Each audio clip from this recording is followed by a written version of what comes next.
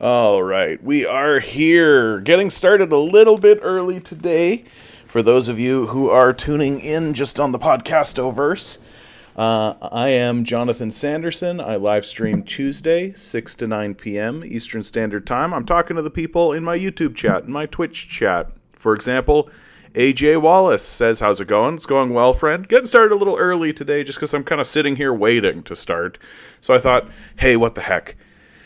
Let's just get started today. We are here commenting on the decline of Western civilization, which today is the day, ladies and gentlemen.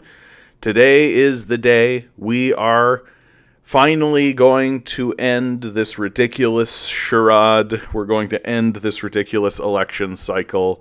Everyone's going to pretend like there was a big outcome or some kind of thing. You guys know my position. I've said it again and again and again. Vote for clowns, it's still a circus, right? Like, whether you get the Kamala clown or whether you get the Trump clown, you're still in a circus. I do think it is like a culturally important moment, of course. Eggs D, how you doing out there? It is a culturally important moment, so it's worth commenting on, like, culturally. But in terms of, like, outcome, for goodness sakes, like, the system itself, the people within the system itself are well aware that the outcome of this election is not meaningful. BlackRock's Larry Fink says the United States election really doesn't matter for markets. Like, Larry Fink, right? CEO of BlackRock, an organization that owns like 80% of the shares in America, huge finance person, says the U.S. election really doesn't matter for markets. Like, what do you need? The people within it. Austin Wallace asks, I see your vids are getting ads now. Are you starting to make some cash with streams? I have been putting ads on my streams for a long time. Austin, I don't know why you haven't been getting them, but I've been doing it for a little over a year now. I get a little bit, but it's all based on views, and YouTube actively suppresses leftist content, like all channels, right? It is quite literally at this point simply word of mouth. Like, YouTube will never, ever, ever, under any circumstances, share, just like Twitch, just like all of them, like Rumble, doesn't matter, pick your one, Twitter, right? If they find out that you're a leftist and that you're talking about like leftist content and you're interested in spreading around leftism and all that kind of stuff, you're at the bottom of the list. You're completely suppressed. That should be really obvious by now to anyone who isn't the most completely bought in dullard. Like, and so I do get a little bit of ad revenue, but it's nothing. Like, I don't rely on it. I don't really look at it. I don't really think about it because it's not significant. XD says no Canadian commie anymore, rebrand. No, not really. It's just the issue is that because everything's all tied in to itself. So like Google is tied into YouTube, is tied into everything else. So if I put the Canadian commie on YouTube, then that shows up on like emails I send to my grandmother, right? It shows up on emails I send to like my bank, right? And all it takes is one fascist weirdo, and there's a lot of fascist weirdos out there, i.e. like our current election. You can see all the fascist weirdos that exist in our current election, right? So if one fascist weirdo wants to make my life really difficult, they can, and they will. So having the communist logo and the Canadian commie tied to like my personal emails that I send out, I've had a couple of situations where I've thought to myself, I feel like this is happening because I'm talking to a fascist. And I'm talking to somebody who's just like, oh, this guy's got a communist symbol. I'm going to make his life very difficult. And so I'm just like, I'm just going to make my life easier. Just like not send out business emails and emails to people with that kind of stuff. Why front load myself like that and cause myself problems? It's unfortunate because it means it's on my YouTube account too, but it's all homogenous now, right? 5 people own everything. So I'm just kind of painted into a corner. Like, what am I supposed to do? Right? Like, this is the fundamental nature of the society, is that all differences, Democrat, Republican, Coke, Pepsi, like paper, plastic, like all of these differences that exist, differences, quote unquote, differences that exist in the society, they're all owned by the same people, right? Like, it's how you have like Disney that owns like the highest level children's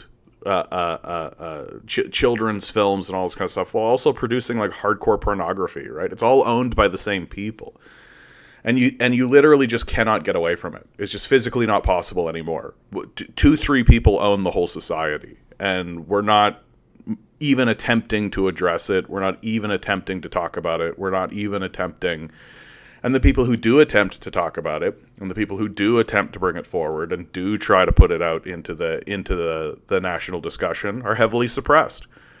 Right? Like, that's why you just don't see any content about the Israeli genocide any longer. You just don't see it anymore. It just doesn't show up, right? It's been heavily suppressed. The people that own the society are heavily suppressing any critique from it. And of course, the only viable solution that you're ever presented is to just vote, right? Just keep voting. If you just keep voting, everything will work out, right? Like, we're never going to address your material conditions. We're never actually going to talk about the nature of the situation that you're in. We're never going to actually, like, we might address the cost of living in terms of, like, rhetoric, but we're never actually going to do anything about it. Nothing serious, anyway. Joe, good to see you. June, good to see you, too. Jib Jabby, good to see you. Says, can't watch live. Keep up the good work. Thank you, Jib Jabby. I appreciate that. And as always, guys, like, the only way that this channel or any channel like this is actually going to grow and actually going to experience any kind of connection to anything is just through word of mouth, because that's all that's left, right? That's all that's left. They're never going to willingly spread this kind of stuff around, like, ever. There are a couple of voices that have kind of been grandfathered in, because they basically started like when YouTube was first starting and the internet was kind of like the Wild West. But you'll never get new voices. And very steadily, though, the voices that have kind of been grandfathered in will just kind of be managed, just steadily managed, steadily managed. And if they can't be managed, then they'll just be pushed out. That guy, good to see you. Gabriel, good to see you. That guy says, oh no, you've abandoned your communist ideals. No. I literally just talked about this. I didn't even realize you guys would notice, honestly. Like, it's the reason why I took the communist logo off my account was because everything is owned by one person and everything is connected to everything else now, and there's no such thing as competition or choice or any of that. That's all just capitalist propaganda rhetoric. Because everything is owned by everything. So if I want to send an email to a bank, right, it means that it's like got communist logos all over it. And I'm called the Canadian Commie. And all it takes on the other side is for this banker to be a fascist, right? I feel like I'm going to say it over and over and over and over and over again today. I didn't change anything, guys. I just literally made it so that bankers can't fuck with me so much. Like, so that I don't front load problems for myself anymore. Because that's exactly what's happening on this end. I'll like send an email to my bank, and the bank will be like, oh, let's put you through all of these hoops and all through this kind of stuff. And it's like suspicious. And it's happened more than once. And like, I've sent out job resumes and stuff like this to be like, hey, I'm a perfect fit for your job. I like have overwhelming amount of experience for this position, and I just never hear back from them. And I'm like, it's all very suspicious. And the more I think about it, the more I'm just like, oh yeah, like it's probably because my account, my email account, which is tied to my YouTube, which is tied to Facebook, which is tied to this, which is tied to that, which is tied to this other thing, and then tied to my bank account and tied to this other stuff, has communist logos on it and has communist stuff on it. And so it's just like, I'll just do myself a favor and just not have that. because we are entering a period of like heavy levels of survival. Let's be like real honest about this. Like we're entering a period of heavy survivalism. Like Donald Trump is straight up walking around saying he's going to hunt Marxists, and like Kamala Harris is not different. Like she's going to do the same shit, and that's going to happen here in Canada as well. Right? So it's just really, really, really, really easy to perceive that like sending out an email that's like covered in communist logos is just going to result in huge problems. And it's unfortunate, but it's real. And I would love to take this position of like, well, I'll do it anyway. And yeah, but I got to live. I got to be alive in the society, right?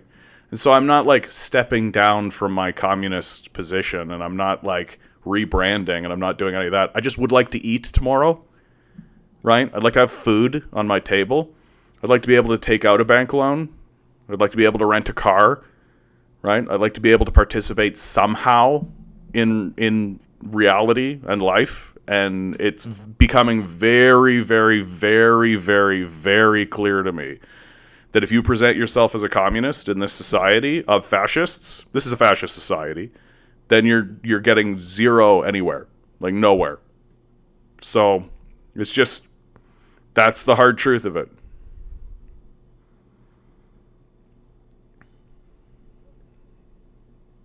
Yeah, XD writes, I've been down low with my explicitly quote-unquote tanky shit from the start because of how fascist and xenophobic the society really is. Yeah.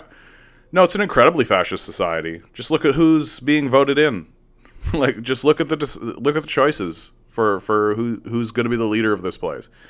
And then take a look at the choices for Canadian elections and UK elections and France elections and Spain's elections. Like, we're a very far-right fascist society. And there's just no point pretending like that doesn't exist. Neela says, just don't turn into Moppin, please. I'm not that familiar, but I mean, like, Moppin was one of those,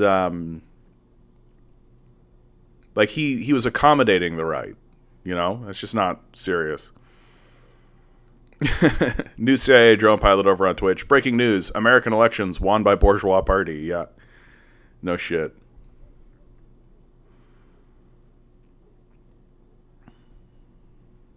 Eric writes, I see. Well, I'm not surprised because just recently I learned that the U.S. citizenship application form outright said if you are part of a communist party or advocate for revolution, yeah, your application will be denied.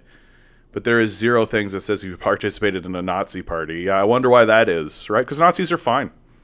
Like here in Canada, we actively seek out and protect Nazis, right? Just with 6 hours ago, this article was released from the Globe and Mail, rather.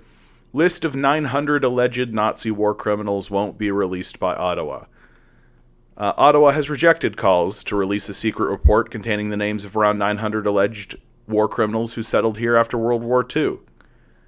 The news was greeted with dismay by Jewish groups, which had joined dozens of leading scholars from around the world calling for names to be published. The Globe and Mail was among 3 organizations to file and access information, etc., etc. Those calling on Canada to declassify the report include Sir Richard Evans, former Regius Professor of History at Cambridge University, an author of 18 books, including Hitler's People. Yeah, like, we protect Nazis. We celebrate Nazis in our parliament. We applaud them. And then we protect them.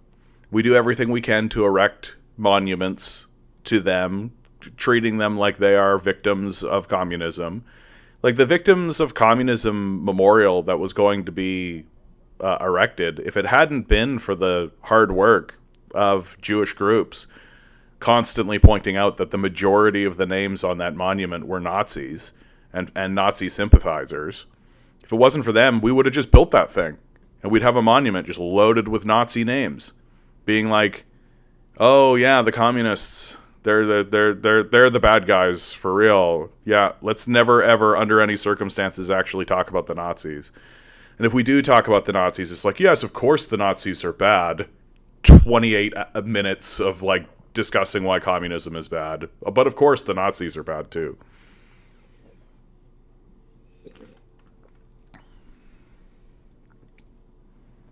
Are you aware that Maduro has a podcast?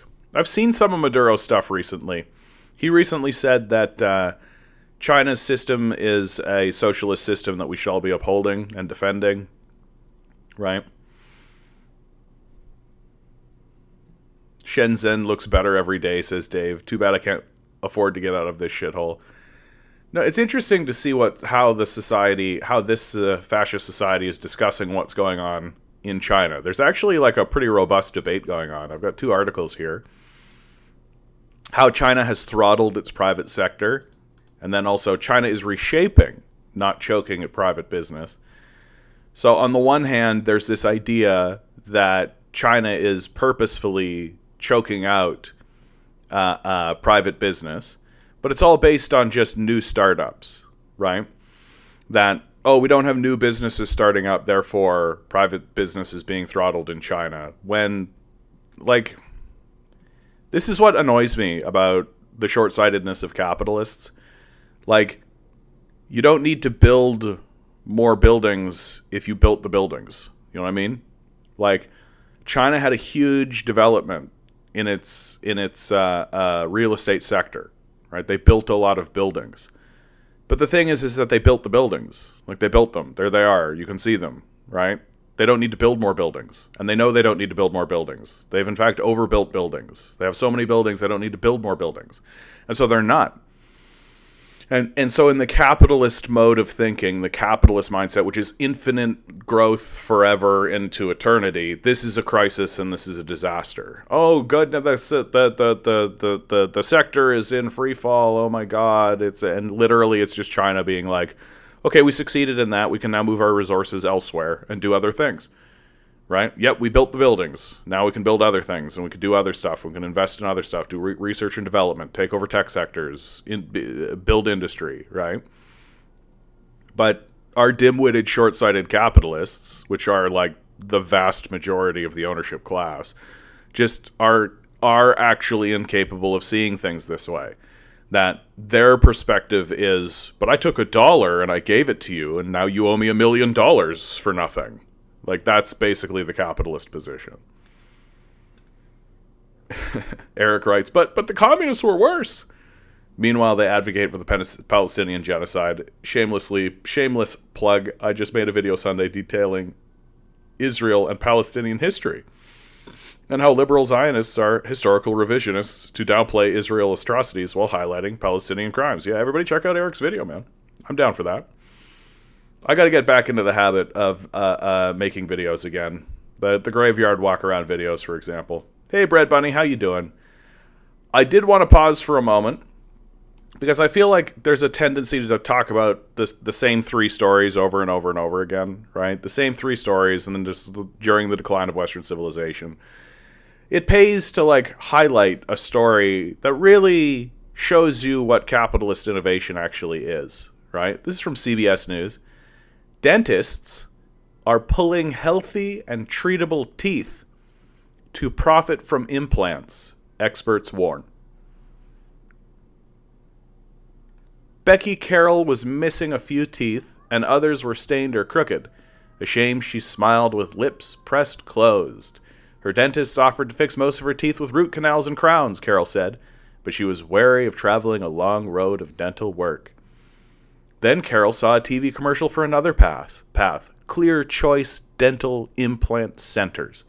The company advertises that it can give patients a new smile in as little as 1 day by surgically replacing teeth instead of fixing them. So Carol saved and borrowed for the surgery, she said. In an interview and a lawsuit, Carol said that at Clear Choice Clinic in New Jersey in 2021, she agreed to pay $31,000 to replace all her natural upper teeth with pearly white prosthetic ones. What came next, Carol said, was like a horror movie. Carol alleged that her anesthesia wore off during the implant surgery, so she became conscious as her teeth were removed, and titanium screws were twisted into her jawbone. Afterward, Carol's prosthetic teeth were so misaligned that she was largely unable to chew for more than 2 years, until she could afford corrective surgery at another clinic, according to sworn deposition from her lawsuit. Clear Choice has denied Carroll's claim of malpractice and negligence in court filings and did not respond to requests for comment on the ongoing case. Yeah, this is just your cap, because that costs money. Generation YME says, how did they not put her back under? Because they don't want to spend the money. That's why.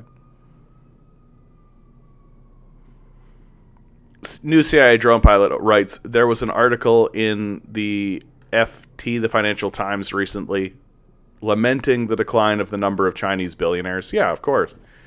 Because that's the only thing that matters to capital, right? Is the money. It's literally the only thing.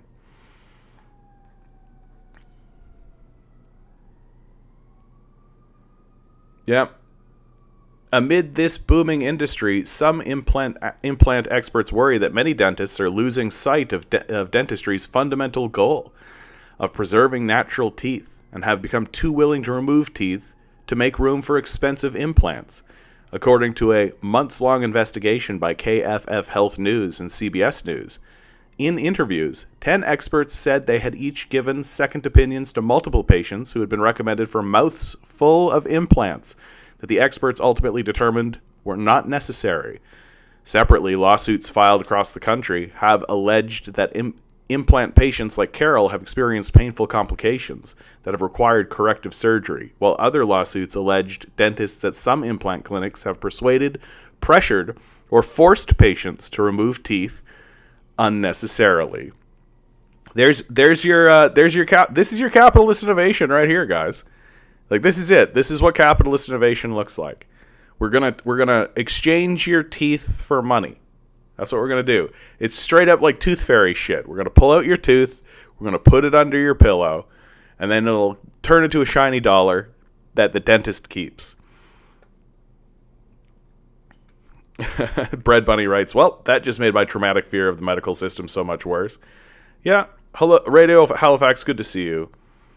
Good to see you guys. I gotta tell you guys, I'm so glad that you're all here. I'm so glad that each and every one of you is here and that you take time out of your day to tune in and to listen to me talk about my feelings about what's going on with the decline of our society and watching the decline of the society unfold in front of us is, in many ways, it's gotten kind of easier because it's the same. Like, there's no more surprises. Like, when I first started doing this, there was this sort of sense of like, oh, we can prevent it, or we can change it, or we can come together. And now it's just like, that's not happening. Like, clearly the system of capital has quote unquote won, but it's actively destroying itself through its own victory, right? Because that's what the system of capital does.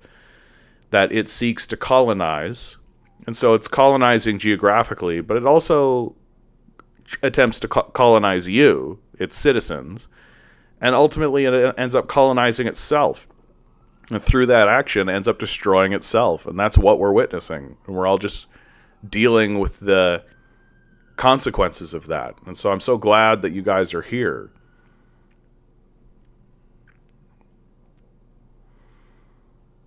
Dave wrote, meanwhile, I've lost most of my teeth due to a lack of access to dental care. Yeah, isn't that fun? Isn't that fun how, like, the bones in your mouth are somehow not considered, like, part of healthcare?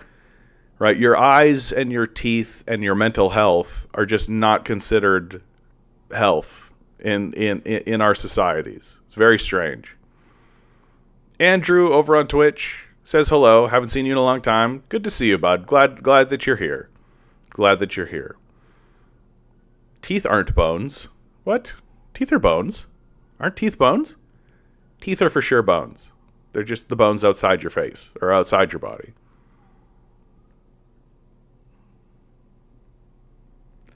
Eric writes, the reason I made my video was because of the whole Ethan Klein mess. Have you covered this drama? Yeah, I haven't covered it because I don't think it's that important. It's just straight up, there's a YouTuber named Ethan Klein, and he's kicking up a storm about the Israel-Palestinian genocide. He's, of course, taking the side of Israel and accusing Hassan of anti-Semitism and all this kind of stuff. So it's just like, it's just weird to watch people fall for the Zionist bullshit. Like, Because that's what it is. Like, Zionism is akin to Nazism, and we're seeing huge sections of the society fall for it, and huge sections of the society buy into it. Like, for God's sakes, like, Joe Rogan just endorsed Donald Trump right after his podcast with Elon Musk. And this picture that you're seeing right in front of you right here, right? Elon Musk shared this. So, like, parody is dead. Like, there's no parody anymore. There's no satire, right? This society is a satire of itself. And we're watching people who maybe previously in our lives we thought were interesting or decent or worthwhile basically just take off the mask and just be like, oh yeah, we're fucking Nazis, and we're not going to be pretending anymore, right? We're just not going to be pretending anymore. And soon they won't, right? Soon they won't.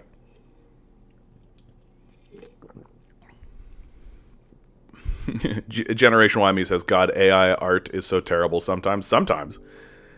Now, AI art is always bad. And I mean, that's part of its charm.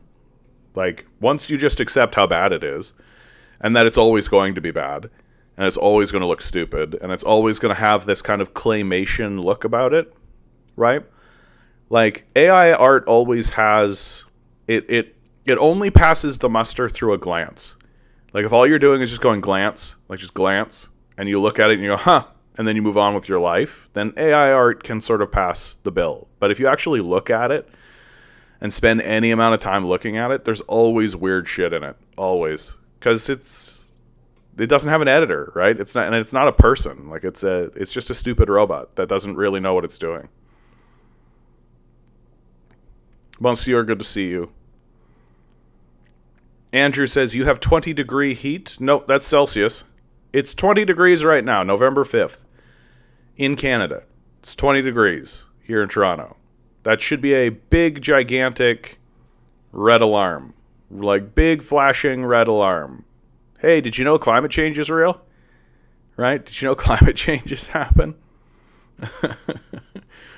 Let's talk about one of the other things that we're constantly talking about on this channel, right? Like, what are the three things that we're always talking about, right? The three things that we're constantly talking about: climate change, World War III, and the internal decline, the domestic decline. Alberta conservatives. Alberta being one of the places, like the tar sands are in Alberta, right? Alberta conservatives passed Climate Denial Resolution 12 to celebrate CO2 pollution. Isn't that great? Isn't that great? Like, when I was a kid and I was learning about climate change and I was finding out about it and I was organizing and having discussions, I always had this idea and I always had this belief that the conversation would revolve around, how do we do it? How do we do it? That would be what the conversation would be about. Because as a kid, I was very naive. I thought that we would actually, when you're a little kid, you actually think that adults are rational people. And you actually think that they have something worthwhile to contribute and to say. And as I've gotten older, it's become very obvious that no, none of those people were worth a goddamn to anyone. Right? That they were just working a job, spewing a curriculum that was put in place by Nazi sympathizers. And to watch the society have this conversation about the existence of climate change, and now to just see straight out, like, while we are experiencing the undeniable consequences of climate change. And it's getting undeniable at this point. Like, at this stage in the game, to deny the existence of climate change is just flat earther shit. Like, it's just literally like, I have a picture of the earth and it's round, but I say that it's flat. And it's some kind of conspiracy theory for some reason. And it's just been very wild. It's been very wild to see the society betray itself so thoroughly. And it's that self-betrayal. It's this self-betrayal that is so fascinating. Like, not just a betrayal of, like, humanity or the concept of humanity, right? Because we're so fascists, we don't care about, black or brown people. Who gives a shit about Africa or India or China? Like, who cares at all? 1 billion people can die there. We don't give a fuck, right? We're fascists. But it's going to affect us, right? Like, it's going to affect your own children. And the absolute betrayal of our own children is just staggering to watch. And it's just so clear that we have a generation of people who clearly do not give a fuck about their own kids. Like, just as black and white as night and day as you could possibly imagine. Like, to them, their children are just supposed to be thrown into a meat grinder, and we don't give a fuck at all. Like, why did you have these children? It doesn't it doesn't make any sense. Why would you go through the hardship and the difficulty of pregnancy and birth in order to literally take your kids and just throw them in a wood chipper? It doesn't make any sense at all. But that's fascism for you. Yeah. Oh, yeah, 20 degrees November 5th. It's ridiculous. Like, it is actually ridiculous. Like, anybody walking around in this city being like, climate change doesn't exist, I'll be like, okay, you're demented. Like, there's no reason to continue talking to you as a serious person. Like, and so at this stage in the game, it's just, find your friends, find the people around you that you feel like you can trust and that you can hunker down with, and that you can have a fine time with, and enjoy your life. Enjoy your life the best you can. Right? Just because you've got time, and if you can enjoy enjoy the time you have, okay. Because, like, the ball has dropped, right? Like, the building is burnt down. Like, it's already happening, and so and while the building is burning, the fire department's not coming. There's just nobody is interested. Just 0% giving a fuck at all. Nobody cares, and so it's over, right? So it's just like, it's not about scrambling around trying to build a coalition to prevent it at this point. It really is just like, build coalitions in order to deal with the decline and to deal with the outcome. And to just say to one another, okay, well, what should we expect? And let's talk rationally and reasonably about it. And let's prepare along lines that are rational and reasonable. Like, what benefit can we get? Where can we go? What can we do? Right? Because no government agency is interested. Right? There's no bank that's going to be interested. Nobody's taking it seriously at all. We've given up on the concept of giving a shit about our own children or ourselves at all. It is just every man for themselves at this point in this society. And so, every man for themselves. Like, that's the prevailing ideology.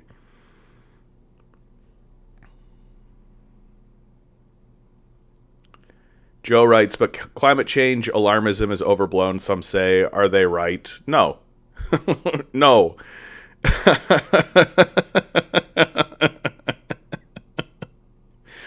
Look, we're already experiencing wet bulb temperatures. Like I cannot overstress this, right? I cannot overstress this.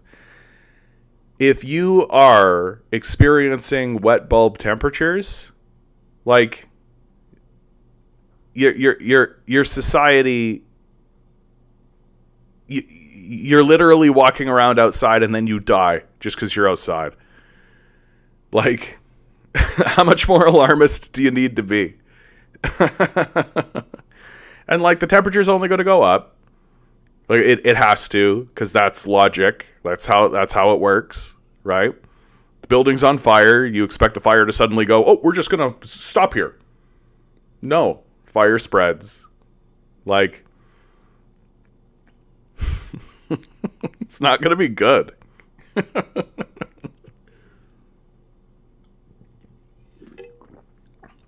Yeah, remember Frost in the Morning? Yeah, I do. Eric says, I had a conservative fascist who outright told me, who cares trying to stop it, because it will allow the second coming of Christ. Exactly. Yeah, this mentality, well, it's a death cult, right? That's why I say capitalism is a death cult, because it is a death cult, right? Like, it is actually a death cult. Like, Christianity, modern Christianity, is certainly a death cult. Because their whole thing is like, we should decline the civilization as fast as possible because then Jesus Christ will come back sooner. It's like a form of accelerationism. Their whole ideology is built around the idea that Christ will return and set everything right. And of course, their view is that everything being set right is that the Muslims will go to hell and I will be rewarded forever because I'm such a good white man.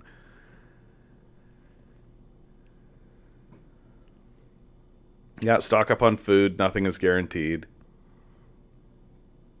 They are creating the apocalypse by predicting it and calling it inevitable. Yeah, CH, good to see you, by the way, bud. Long Defiant writes, I've been studying anti-philosophy. Very interesting mindset. It's the kind of rejection of thought that leads to Jesus will fix it. Well, I would argue that saying Jesus will fix it is not thought, right? It's just like a mystical, magical belief. Like, it's the kind of thing that comes out of a person that doesn't actually develop. Like, when you're a little kid, you think your dad will fix everything, right? And part of growing up is realizing that your dad won't fix everything. But lots of people have that realization of, oh, my dad won't fix everything, but you know who will? Jesus. So it's just kind of, it's just a shifting. Right? And so that you don't actually have to develop, you don't actually have to grow up, you don't actually have to become a real person living in the world. Generation Y Me writes, I heard Dutch Protestant weirdos saying that God will just replace the oil in the ground and is cleaning the air currently. Oh. Yeah. Like, these weirdos, like these oddballs, These absolute kooky losers are going to become more and more common. Like, that's the part about it that I just don't think. Like, think about how weird this election cycle is. Think about how weird Donald Trump is. Think about how weird the Democratic Party, the neocon party, the new neocon party. Think about how weird these guys are. Like, these are weird, strange oddballs, and it's just starting. Like, we're not going to go back. You know what I mean? Like, when Kamala Harris says we're not going back and everybody starts chanting we're not going back, well, where are we going? Straight on forward, man. Where it's just going to get kookier and it's just going to get weirder and it's just going to get stranger. No one is going to stand up at any point and actually say, hey, should we maybe think about resolving any of these problems? Like, that's not going to be taken seriously. Because that doesn't enrich the owners of the society, right? And the only way that the owners of the society can justify, or can maintain, rather, the positions that they have is by ensuring that the halls of power are captured. And as time moves forward, the only people who are going to be willing to work with these psychopaths are just going to be very odd, strange, kooky, mentally ill people. Like Millie in Argentina, right? Like this guy's just a fucking weirdo. But he works for capital, so that's why they support him. And so we're just going to end up with like literally we're going to end up with like President Bozo the Clown. Like straight up just people who are obviously incompetent, obviously incapable. And we're already there. Like Biden was not capable. He was demented. Trump is obviously not capable. He's just driven by power and his own narcissistic desire to be there, right? Like Kamala is basically just an empty vessel who will just say whatever to whoever in order to continuously move forward. But none of these people actually like have vision or care about the concept of America.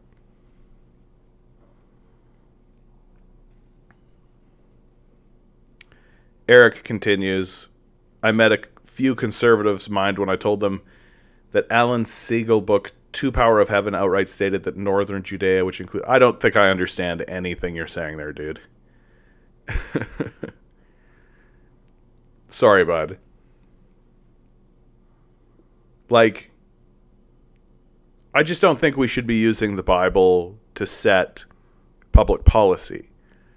right? Like, read the Bible. Like, it's an interesting text, and there's interesting stuff in there. It's difficult to understand a lot of what's in the Bible because so much of the Bible is rooted in the day, right? And rooted in the symbolism of the day. And if you just read the text without trying to entrench it in the symbolism of that day, then it doesn't make any sense. Like, so for example, like, there's a Louis C.K. bit where Louis C.K. reads a story from the Bible.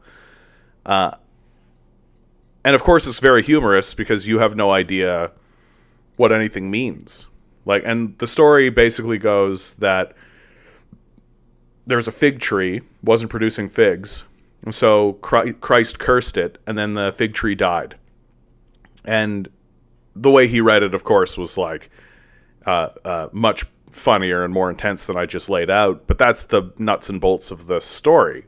And the only reason it's funny is because you don't know that the fig tree represents is a symbol of Roman prosperity, that in the founding story of the Roman Empire and of Rome, Romulus and Remus, the gods of Rome, basically, when they wash up on the shore of Rome, a fig tree is there and sprouts from where they washed up.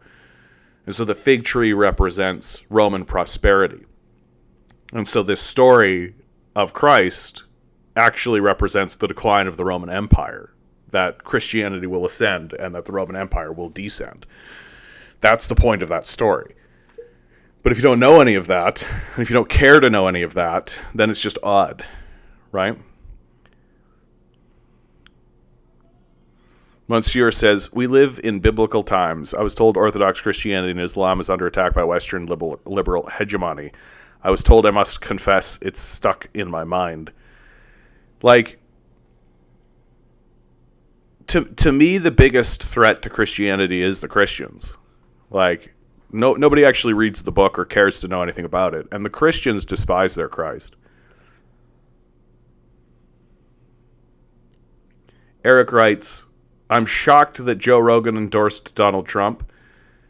I'm not that shocked, honestly. I'm not that shocked. Like, Joe Rogan has been steadily moving further and further to the right. He's always been kind of a right-wing minded sort of fellow. I think when he was in Los Angeles, it was had a little bit more balance in his diet.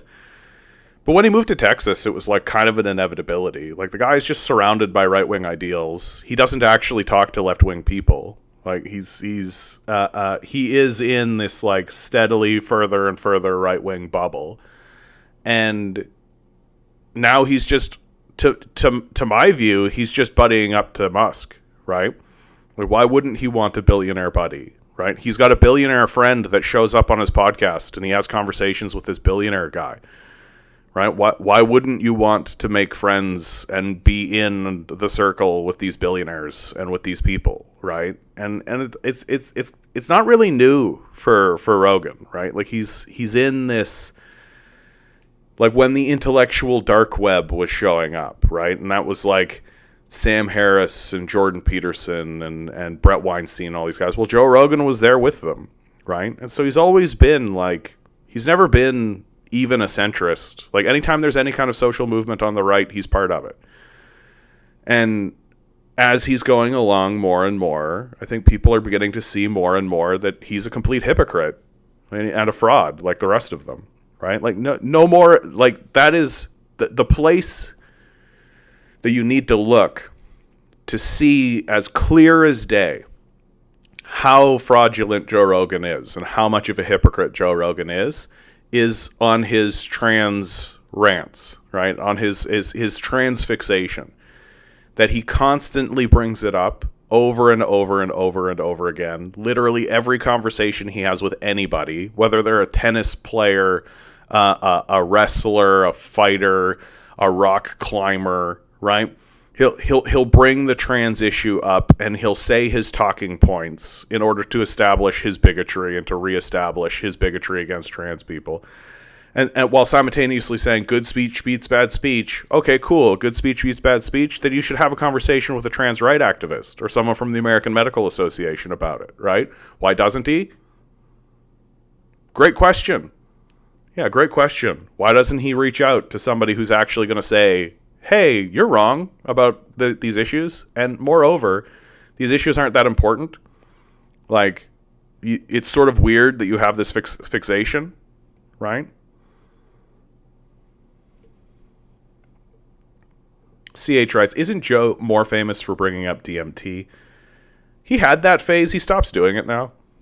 Like, he doesn't really talk about that anymore because he's taken a far right turn, right? Like, he wants to be in with the billionaires. He wants to be in the billionaire club.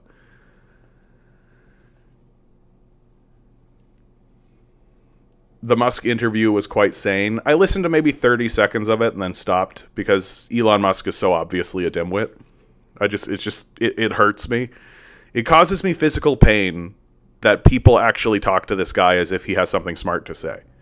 Like, it's crazy. It's crazy that, like, Joe Rogan is just there being like, oh, yeah, like, just buying into the stupidest shit you've ever heard come out of a human being's mouth.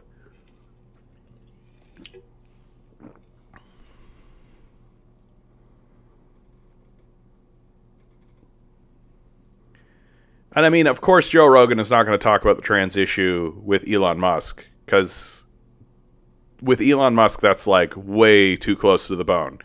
Elon Musk has a trans kid who has been very outspoken against Elon Musk. And like, I don't think Elon Musk would want to even bring this conversation up, frankly, because like, I just think, but when he talked to Donald Trump, they talked about the trans issue.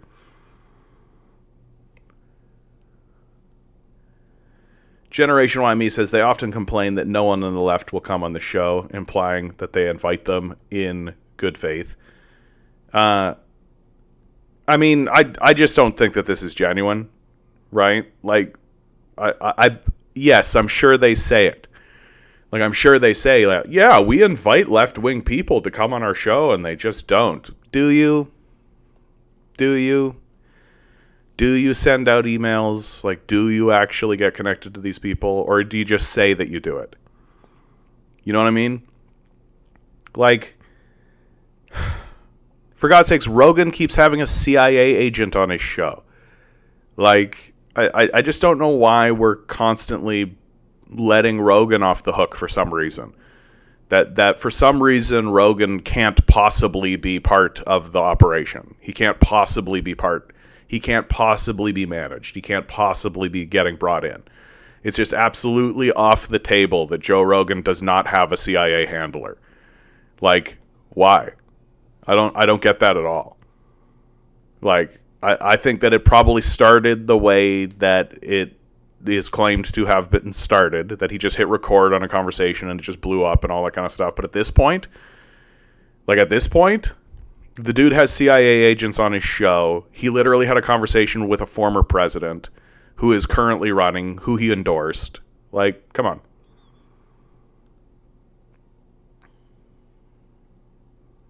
I don't remember the comment, Eric, so I'm just going to move on. CH writes, Joe just mirrors average American views. He's malleable and leans in the direction of who he interviews. Texas is definitely changing him. I don't really buy into this anymore. Like, I'm sure that Joe mirrors a certain type of American views. You know, Nazis. Like, I'm sure that there are far-right people who agree completely with everything that Joe Rogan says. Right? Positive. But is that the average American? And this sort of raises the question of who is the average American.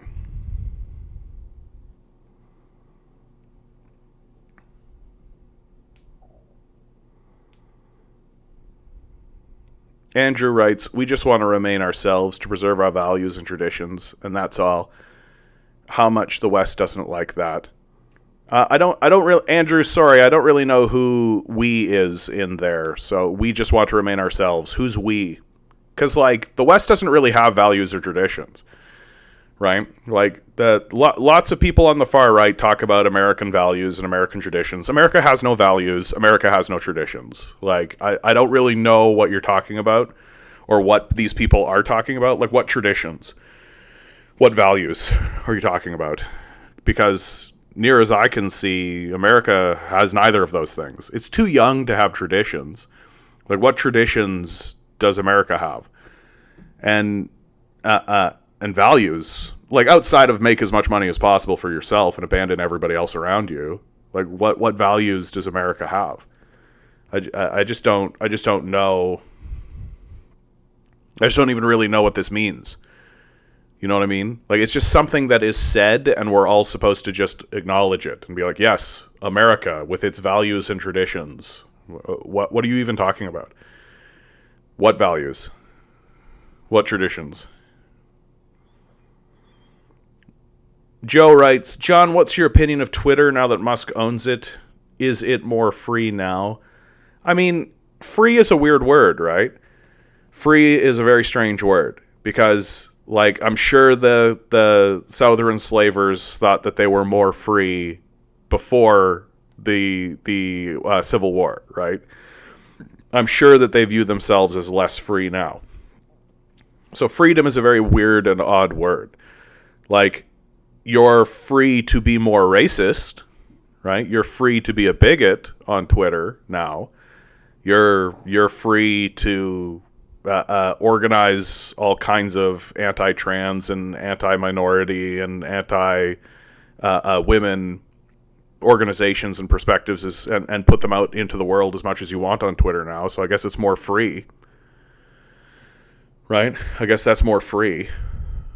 So, like, the red alarm for Twitter, like, Twitter should be the shot across the bow for the society. We all should have really sat up and been like, oh, a billionaire can just buy that. Oh, Twitter can turn from being like this place that's more, or like, it's managed, obviously, they want to maintain like a civil discourse, obviously. But it can literally just be some kooky billionaire comes in, scoops it up, and then lets everybody say the N-word. And then says that's more freedom, I guess. Yeah, Monsieur writes, Elon bans highbrow left political analysts off Twitter. Yeah, or X, or whatever the hell you want to call it. Yeah, the X thing is so dumb. Eric writes, according to Matt Walsh, theocratic fascist, he calls himself that, the tradition is the Anglo-Saxon. Right, because he's a white supremacist. Right? So, isn't it funny how the tradition just happens to exclude black people? Isn't that funny? How the tradition just seems to uphold the separation between white and black people. Yeah, the white tradition.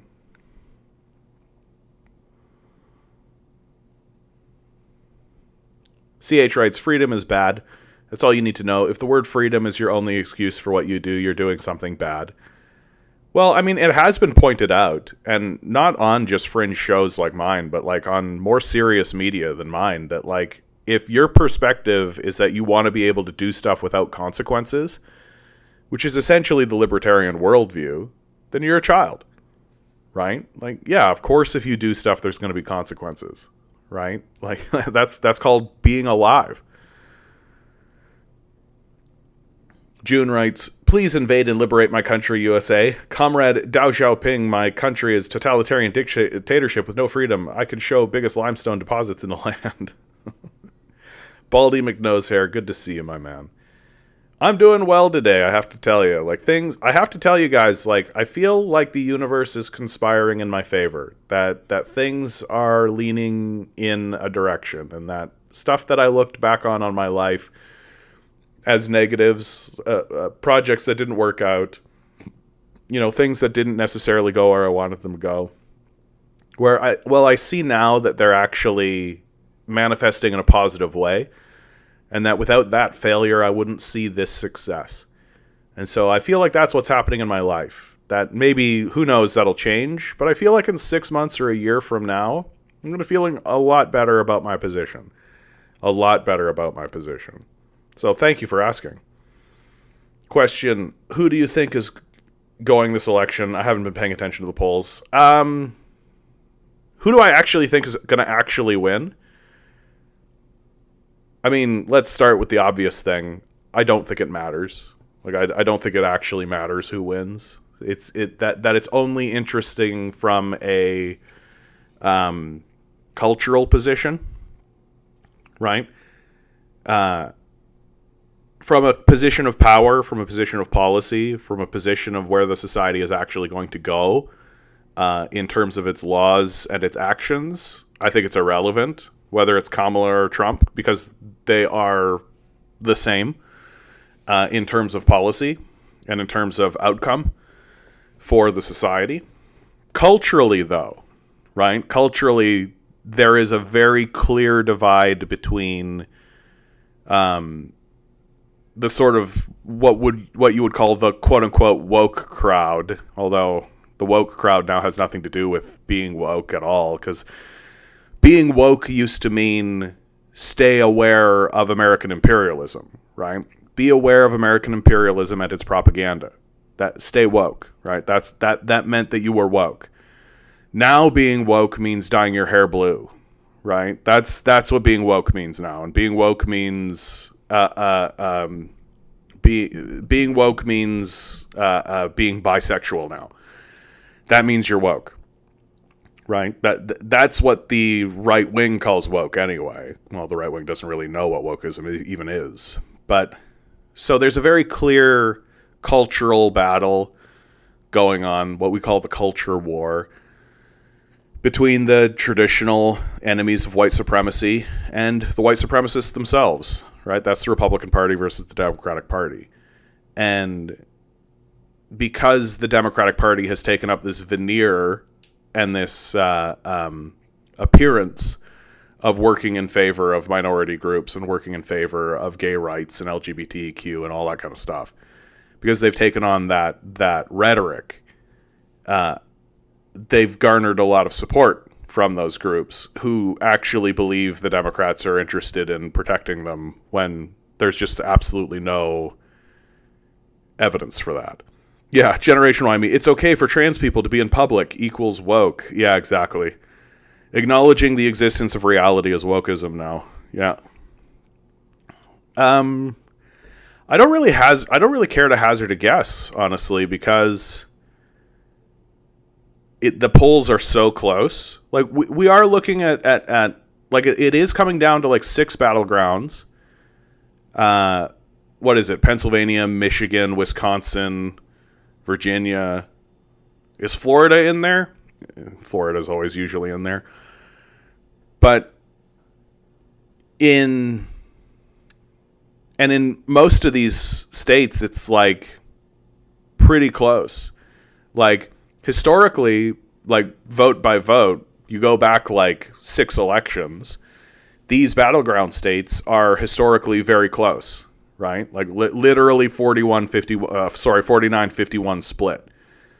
And so it's just like this tiny little flip back and forth that can really matter. And there's an aberration for Obama, right? Obama managed to run a very successful PR campaign. And so all of these states swung Obama pretty hard, but then they just go right back to the mean, which is this middle ground kind of place. And if you look at the election where Donald Trump wins against Hillary, he wins by the thinnest of margins. It goes just this one direction, right? And so who's to say how it's going to go? I'm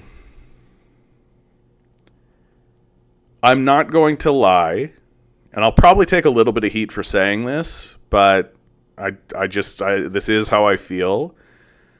I kind of hope that Donald Trump wins because I think the Americans deserve it. And I think the West deserves it. I think that we deserve Trump. I think that a Donald Trump administration would be exactly what we have earned for ourselves. That this whole narrative that's going around saying, well, you've got to vote Kamala or else Trump will get in is literally like a genocide apologist position. that if you're voting blue no matter who at this point, then you're pro-genocide, or at least you're a genocide apologist. And the position of these people is that, oh, well, the Republicans will be just as bad on the genocide file, so we need to do preventative action, right, to protect LGBT people or protect this or protect that. And I'm to the point now where I'm saying, no, you just don't want the genocide to affect you. You're fine if the genocide happens to someone else. You're fine if your party goes and genocides other people and causes other problems, as long as it doesn't affect you.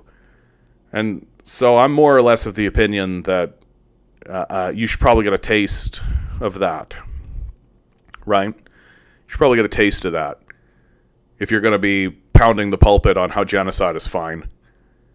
Like, it's not like these people ran out when there was like a big Palestinian movement, right? When the universities were flooded with these kids putting up encampments, right? Like, where were all these Democrats then?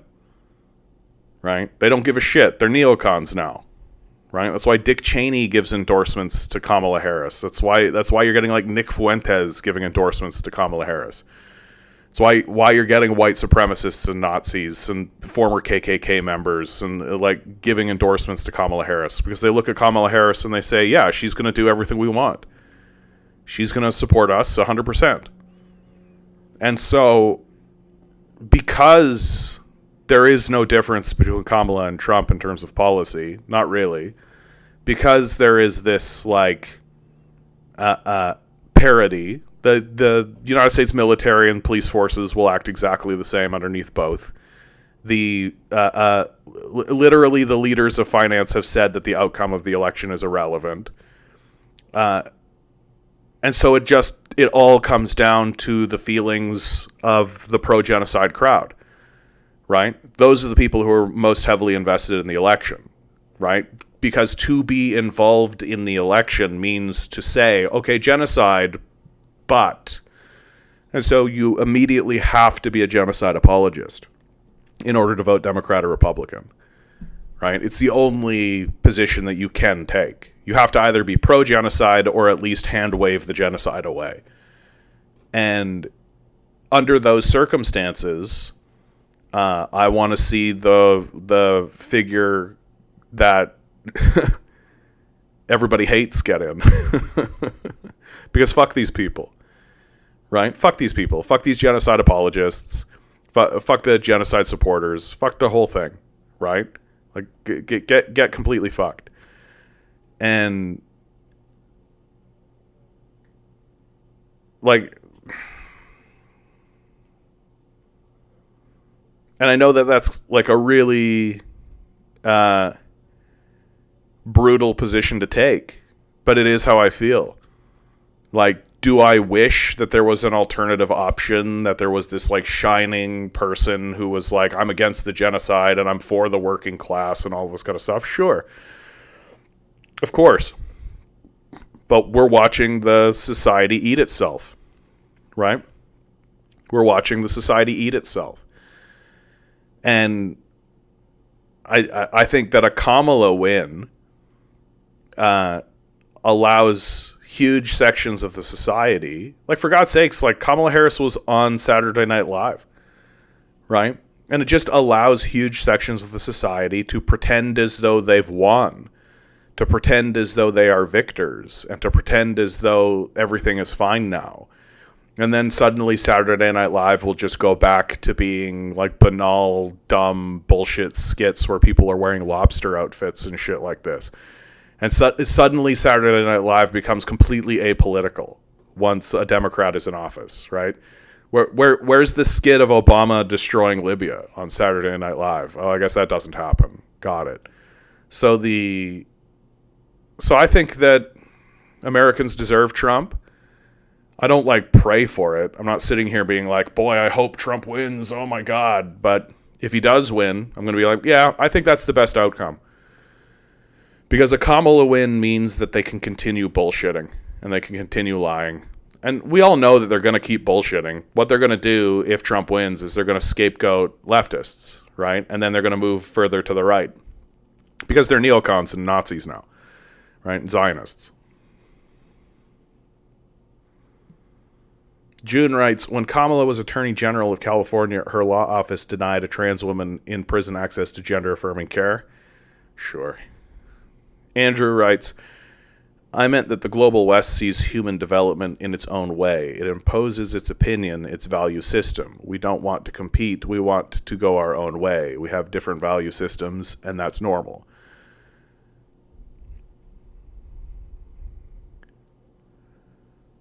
No, I don't think I'm really grabbing hold of what you're saying there, Andrew. Sorry. Like, the global West sees human development in its own way. What way is that? It imposes its opinion. Yeah, white supremacy would. Its value system. We don't want to compete. We want to go our own way. We have different value systems, and that's normal. I just don't really know what it is you're even saying, Andrew. Sorry. So I don't know how to respond. Baldy McNosehair says, I hope Trump wins just to see Destiny lose his mind. Possibly the worst reason. But I feel you. It won't hurt my heart. June writes, when asked if trans people should have access to gender-affirming care, she basically said, just follow the law, bro. Yeah, I mean, I've said it over and over again on this channel. I'll continue saying it. I find that it very peculiar that the trans issue has become this big national conversation. It affects like 0.6% of the population. Most societies have said, like, yep, trans people exist, and we're going to protect them in law, and then that's it. Like, it's fine. Like, just the way we protect other minority groups, right?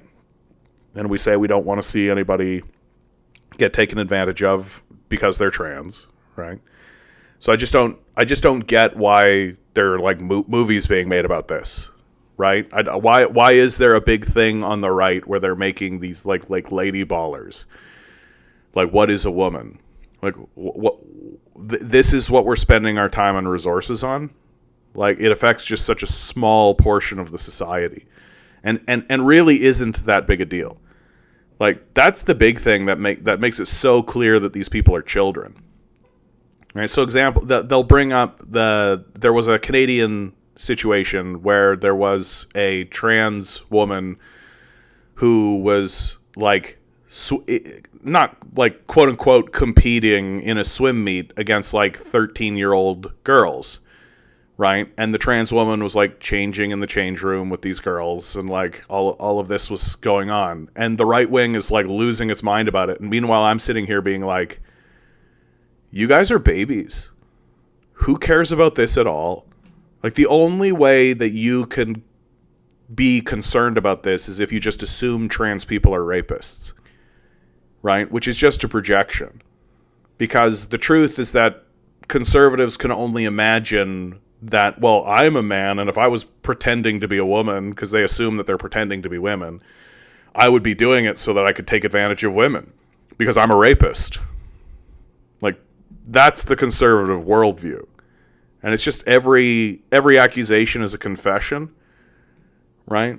Like, every accusation is completely a confession. Eric writes, there was a recent poll where it showed 70% of Republicans who will outright reject the election results if Kamala wins.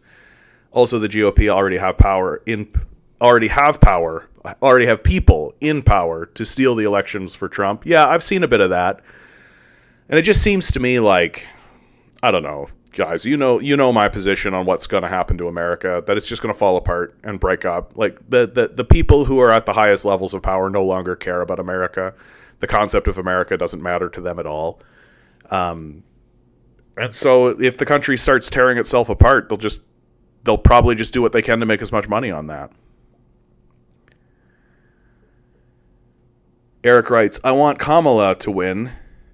Then we see the GOP stealing the election for Trump.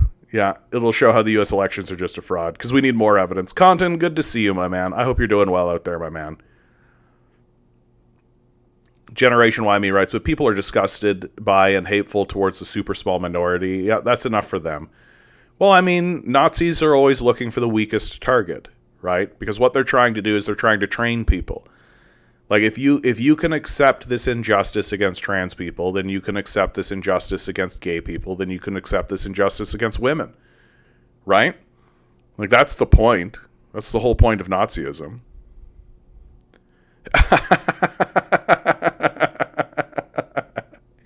Corvo Blanco Nero over on Twitch with what has to be the best comment I've seen in a long time. How can you say you're a real communist and speak English, the imperialist language, instead of Chinese? L2P. Mwah. Magnificent, Corvo. Magnificent. Checkmate. Checkmate, guys. You're right. I should absolutely start learning Chinese as fast as possible.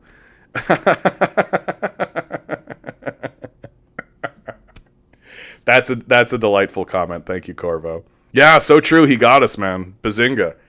We should all be talking in Chinese right now. In Mandarin, for sure. Right now. Just checkmate atheists.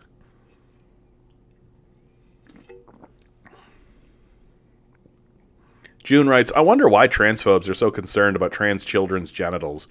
I have a friend, and she does a lot of personal work and thinking about the idea of the patriarchy, right? And she said something to me the other day that I think is pretty interesting and pretty accurate, which is that it's interesting how these transphobes don't care that much about trans men, right?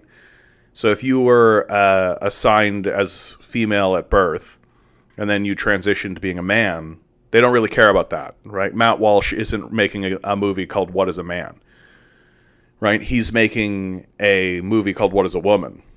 And they have this obsession with people who are assigned male at birth transitioning to being female. And if you live in a patriarchal society, if you live in a patriarchy where the highest value is male, and being a man means that you're in control and you're dominant, right? You're supreme. The supreme form is male.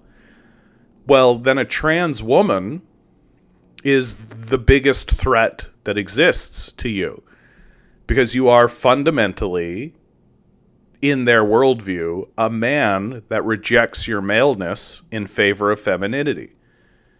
So you purposefully, through your choices, again, this is their worldview, through your choices, reject the patriarchy. And you show that there is actually a mode of living and a mode of thinking and a worldview that exists beyond and above the patriarchy.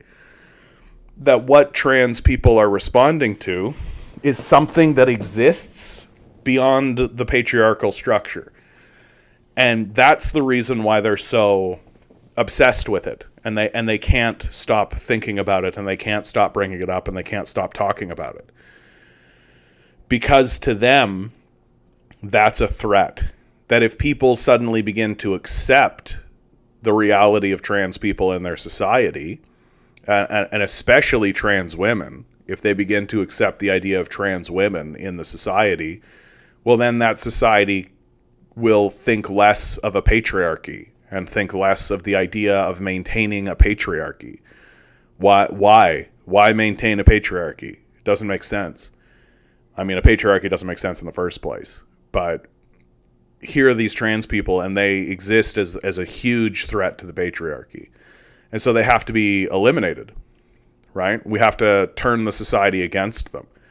Because even though there's such a small number of them, right, 0.6% of the population, they're so obviously a threat to the concept of the patriarchy that they have to be confronted.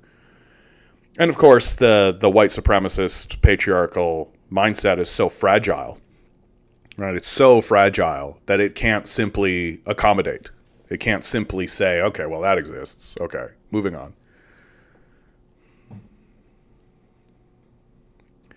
Eric writes, talking about trans men, did you see the video where Ben Shapiro got destroyed by a trans man? Yeah.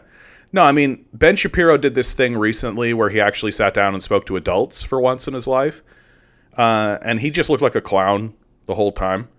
because he's a little boy, right? Like, I think he stopped developing when he was like 8, right? Like maybe Shapiro is like got the mental acumen of like a 12-year-old. Like, I think that's being very, very generous to Ben Shapiro. The guy just knows how to run his mouth. Like, that's it. He just knows how to run his mouth. He's not an intelligent person. He thinks magic is real. His entire worldview is obviously ridiculous and childish. He's a genocidal maniac. He outright says the dumbest shit you've ever heard anybody ever say, and the only reason he gets away with it is because he keeps having debates with other children, right? And so finally, after hearing this criticism that I just laid out enough, I think he finally was like, okay, well, I'm going to sit down and talk to some adults. And the adults just stomp on him because he's only like 12. Like, he's not intelligent. He's not a smart person. Like, and I would go so far to say that he's actually well below average. Like, he's not an intelligent man. He just knows how to run his mouth. Right? And it's not like an intelligent choice that he's chosen to run his mouth. It's just that the energy comes out of him and just spews out of his mouth before his brain even activates. Right? He's clearly not thought about the things that he's saying. He's clearly a deeply anti-intellectual and unintellectual person. And so the minute he sits down and actually has conversations and talks to adults, they just raffle stomp him. Because adults are living an adult life with other adults and have to act like adults do. Meanwhile, Shapiro, 12-year-old, lives in a 12-year-old bubble, just has like a 12-year-old world around him. Has never really had to answer to anybody, has never really had to make serious concessions to anybody, has never actually had to negotiate, has never actually worked a real job in their life. Basically just floats through on daddy's money, built like this quote-unquote media empire, which is essentially just like, yeah, there's a lot of bigots in America, and bigots like it when other bigots say bigoted things. So there's your media empire, quote-unquote. Like, and so suddenly he's confronted with serious people who have serious things to say, and he looks like a baby. Nothing new there. John, good to see you. Haven't been here in a while. Good to see you going strong. Thank you, sir. Jeff, good to see you. Oh my goodness. I genuinely didn't realize this was going to stir anything up at all. So Jeff writes, I didn't recognize the notification. What's up with the rebrand? It's not a rebrand. Like, the trouble is that my YouTube account is connected to my emails, which is connected to everything else. And so if I send an email to a bank, right, then it's got all this communist stuff all over it. And all it takes is some fascist on the other side of it, which is like, 80% of the society at this point, to just decide to cause me as much problems as they possibly can cause me because they see a hammer and sickle. They're just like, oh, that's a hammer and sickle. I'm going to make sure this guy goes through like a huge series of problems. And so I'm just like, I'm just doing it to protect myself, basically, and just to make my life easier. And make it so that fascists, i.e. like 70 to 80% of the public, don't have an excuse to cause me problems.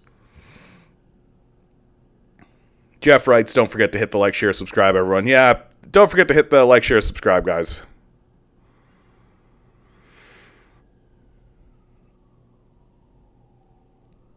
XD writes, Shapiro was complaining about Cardi B's WAP song was absolutely priceless. Really revealed to a lot of people how much of a loser he is, even back then. Yeah, I mean, like, Ben Shapiro wanted to be like a Hollywood scriptwriter, And I think he's just always kind of wanted that. That's why they keep making these movies. Because, like, that's really what Shapiro wanted to be and what he wants to still do. He still wants to be like a producer, and he wants to make movies, and he wants to write scripts, and he wants to do that kind of stuff, right? But he sucks at it. Like, his stuff isn't any good, and the reason why he sucks at it is because he has a shitty worldview that doesn't, like, a big part of what storytelling is taking a deeply flawed, even tragic character and bringing them through a series of events, and at the end of the story, they have somehow changed, right? Their worldview has changed somehow, or they have changed somehow at the end of the story. That's the whole point of storytelling. And if you don't actually see that, and if you don't actually experience that as a viewer, and if you don't go along that journey with the protagonist or with the characters in the story, then at the end of the story, you feel deeply unsatisfied. There's a deep, almost resentment that you have wasted my time. I think the clearest possible example I could give you of a character who has been presented to us in a way so as to totally leave us with this sense of deep dissatisfaction is Rey Skywalker. Rey Skywalker is like a pristine, perfect person who goes through a series of events that she completely solves. She defeats everyone she ever fights. She never actually encounters a challenge that she cannot overcome. She learns nothing about herself outside of just some random trivia about her past. She doesn't grow. She doesn't learn that she doesn't learn anything about her flaws. She doesn't learn how to overcome flaws because she doesn't have flaws in the first place. And so at the end of it, you're just left with this deep, deep dissatisfaction because you didn't actually watch a story. You watched something that was more akin to like a pantomime or like a dance. But even dance understands this storytelling element, right? And so if you go in with the expectation of actually seeing a story, and you don't get a story, because the new Star Wars trilogy is not a story, right? It's just a series of vignettes, basically. And the vignettes themselves are not very satisfying in terms of storytelling, right? Because the whole point of a scene is to move a plot forward and to develop a character. And there isn't really a plot, and there aren't really characters to be developed. And so the whole thing is just kind of like a special effects display or like a light show. That's really what it is. And if you go and you watch it for that, right? If you just sit in the theater and watch it and just be like, this is going to be a light show. Okay, cool. Lightsabers. Oh yeah, they fought. Cool. Like going to see fireworks, right? Then sure. You can walk out of the theater being like, I sure saw something. But if you actually want to experience a story, it's just not going to exist, right? And Ben Shapiro and these guys who are writing like Lady Ballers and What is a Woman and all this kind of stuff, they have no concept of storytelling at all because their worldview is that they are right, and that what they are making is a piece of, I'll be generous and call it art, that is supposed to try to convince people that they are right? So it ends up just being a piece of propaganda. That their character doesn't start in a place where, like, if their character started in a place that said, I am right, and then ended up being like, well, there are gray areas, and it's a little bit more complicated, then that would be satisfying, because that's the truth. But that's not what happens. So it's just sort of painful to watch at this point. John writes, I recently left my well-paying corporate job because the fascist intensification was becoming too strong. Good for you, bud. Reclaim your life. Reclaim your life, right? Tear that shit down. Tear that shit down. You're not the only person I've talked to who have said this kind of stuff. It's just, as we move forward towards naked fascism, the behind-the-scenes corporate environment is just becoming way too obvious. And it's just very creepy, frankly. It's very, very creepy. The last job I had before I had this one was at a place that transitioned from being like a family-run establishment to being corporate, and the march towards fascism was naked and obvious. It was just like, instead of having conversations with well-meaning people and negotiations about what is to be done and how do we maneuver this kind of stuff and so on and so forth, it literally was just toe heel, like lick the boot. You're supposed to do this. If you do anything else than this, we're going to reprimand you. And like the people who were doing it, I could tell how difficult it was for them and how exhausting it was for them. And in the end, that system betrayed not just me, but like hundreds of staff. Like I knew a woman who worked as a manager in who worked for that company for 15 years and became a manager of a very a prominent store in that company, and they fired her anyway. And why did they fire her? Because they wanted to pay somebody less. That's all. John writes, luckily I've been saving up money and simplifying my life and finances, so I'm well equipped to take a bit of time to steer the ship in a better path. That's, yeah, good for you, bud. That's a very fortunate position to be in, and I'm making those kinds of decisions. I'm sure that you have people in your life who are looking at you making these decisions, and they are sort of baffled by it. They don't really understand what it is that you're doing, right? Because they're thinking to themselves, but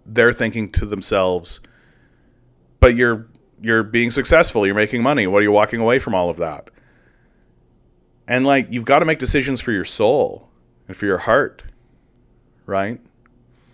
Hull, we have a new guy in chat. Are you a socialist as well? I'm actually a communist, Hull. So please feel free to ask any question you'd like about that.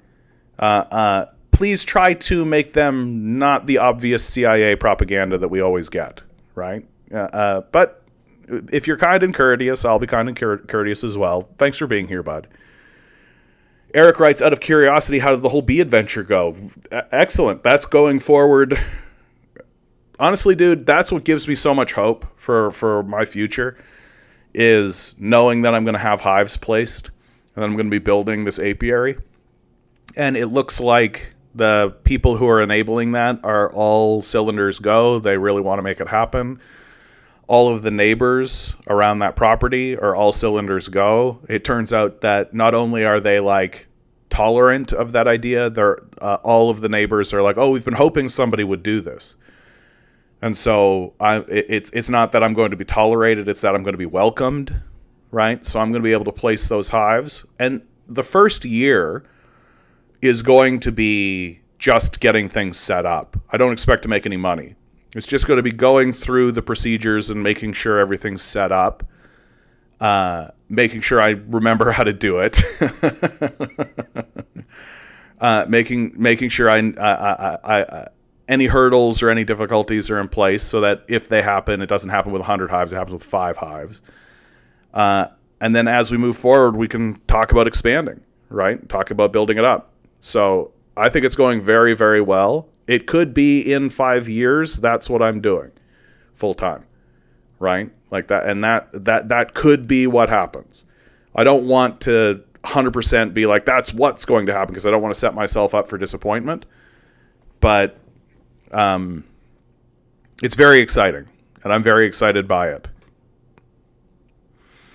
Eric says, that's great. I did my first midterm exam today. Good for you, my man. Good for you. We're all moving forward, right? We're all moving forward, and we hope that the things that we do, and one of the things I think that I've learned for myself, and one of the things recently that I'm quite humbled by, is that the failures that I've experienced in my life seem to be turning and manifesting into successes. I think I said that earlier, but that feels like what is happening.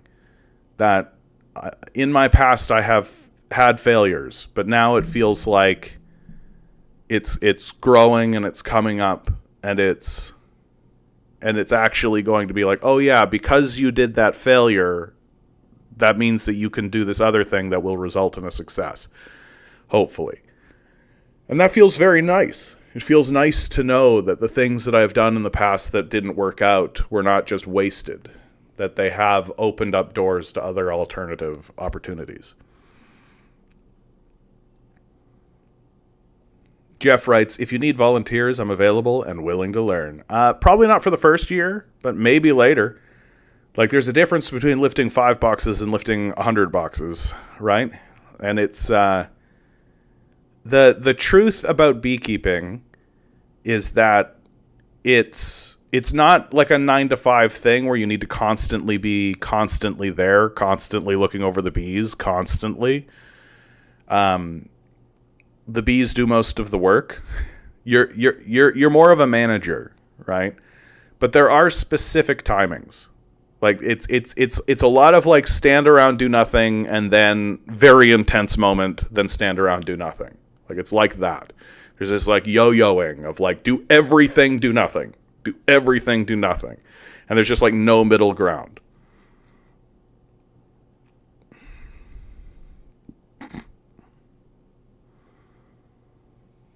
Austin says, very dialectical, everything turning into its opposite with its mindset. Yeah, hurry up to wait. John writes, I would move to be a worker in your bee sanctuary, John. We'll see, man. Like, there's a lot of potential. There is a lot of potential. And so I'm just taking it one day at a time, making the decisions I need to make, getting the pieces in place that I need to get in place. I already have the hives bought. So that's like the big thing. But now it's about getting the equipment and then making sure I have my licenses lined up. I need a boating license because it's on an island. And making sure I have my credit card set up because I need to rent a car to get out there. Which, funnily enough, is the best way to do it. Like, I was thinking about buying a car, but I talked to my super about, hey, how much does it cost to, like, have a parking spot? And he's like, oh, it's going to be the price of renting a car every month. And I was like, okay, that's done. I'm not going to do that. So it's going to be something. It's going to be something. And I'm really looking forward to it. I'm really, really looking forward to it. Because, like, as climate change moves forward and as things build up and gain intensity, we're going to need more and more people who are focused on sustaining and maintaining the real life systems of the planet. And wherever you have bees, you're going to have prosperity because bees pollinate. And it's just going to make your food better, your fruit better, your flowers better, your plants better. And so wherever you have those bees, you're going to have successful life systems. And so my feeling and what I've always wanted to do and what I'm glad that I now have the opportunity to do is to focus my life on what I think everybody should be focusing our lives on, which is maintaining and sustaining the life systems of Earth. And not just sustaining the life systems of Earth for humanity, but for life itself. And I'm quite grateful that I have the opportunity to be able to do that. Eric writes, I have to say I started with substitute teaching. Since I've started with substitute teaching, I've been seriously thinking to get a car so I can get more hours. Well, we are a car culture, right? As dumb as it is. Like we've basically said to everybody, you've got to get a car. And it's just like, okay, well, could we get some public transit? Could we actually get good systems? No, buy a car. Cool. What a great way to organize ourselves. Fiddleford writes, I have heard of occasional rentals becoming more reliable financially than ownership in some places. That's absolutely what I'm experiencing.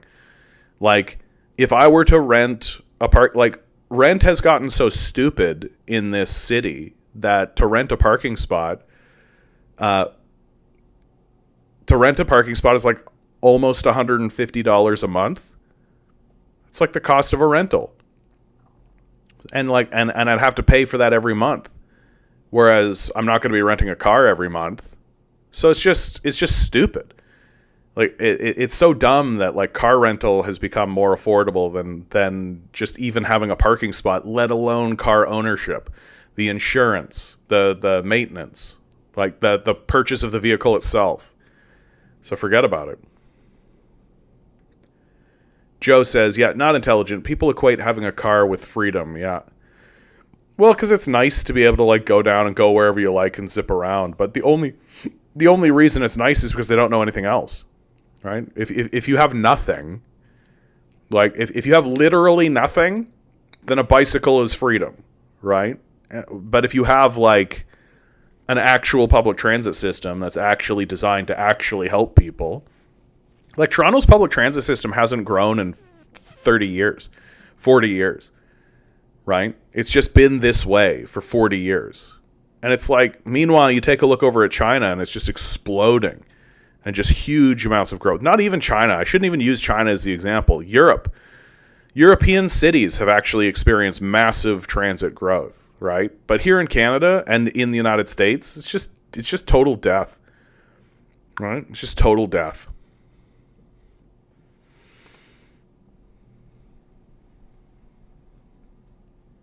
Well, oh hey, here's a fun one. Vatican unveils new cartoon mascot for Catholic Church. Just when you thought that we couldn't get any more satirical, just when you thought we couldn't be any more of a parody of ourselves,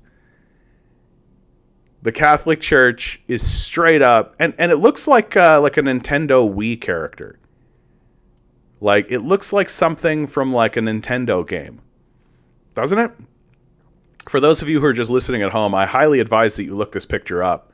This mascot that the Vatican just unveiled, because it's like wearing a yellow. It's like a little chibi anime character wearing like a yellow raincoat. With blue hair, because you got to stay woke, right? Blue hair equals woke. The Catholic Church is going woke.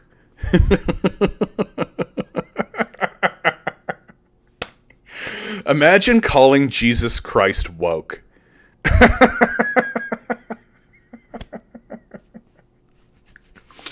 He's got a cross around his neck, right? Which, that's fine. Little green rubber boots, and he's holding like a staff, but it's got like a little like off growth on it. Like, if you imagine like a cartoon cactus, the cartoon cactus that you've seen with that little arm that it's always got on the side, but it's a wooden staff, and he's holding that. And then there's like something weird going on with his eyes, so that like at the bottom of his eyes he's got like these weird little like white flare of some kind with like, it looks like a tiny little explosion. I don't really get what that is. New CIA drone pilot writes, did you see that the mascot has a racist rosary? Yellow beads for Asia, red beads for the Americas, and white for Europe. I mean, it's the Catholic Church, right? Like, we can only do so much. This has big, like, grandpa trying to appeal to the grandson vibes. You know what I mean? This has big, like, this is what the kids think's cool today. I know how to get the kids to like Jesus.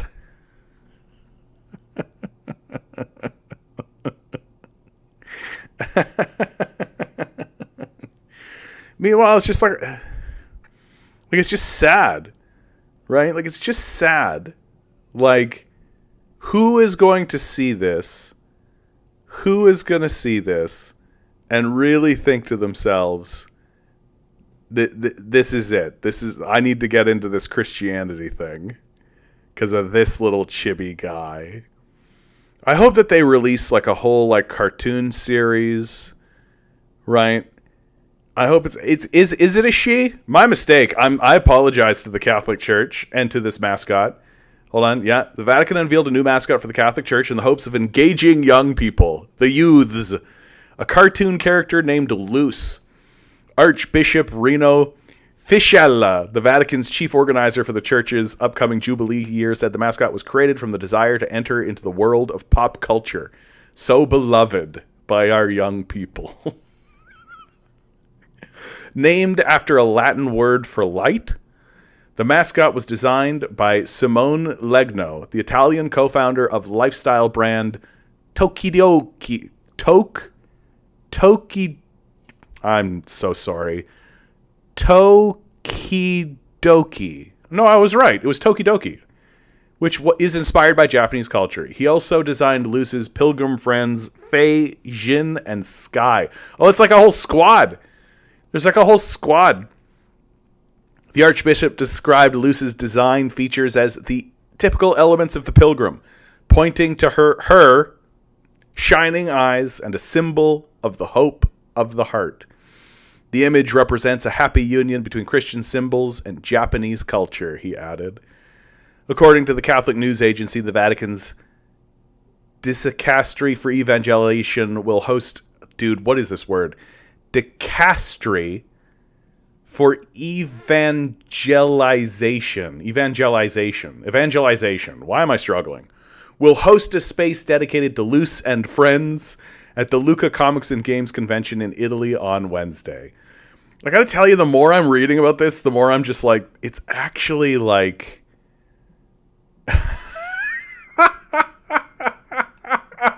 CH writes... No, Contin writes, Luce, as in Lucifer the Lightbringer?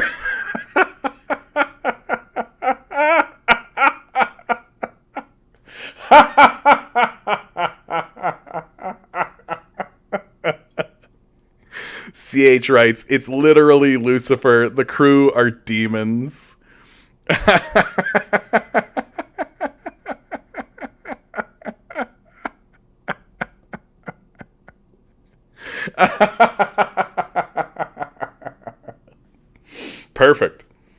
Perfect. Absolutely perfect. It fits completely. Luce. Yeah, it's a Latin word for light. You know, that she is the light bringer. You know.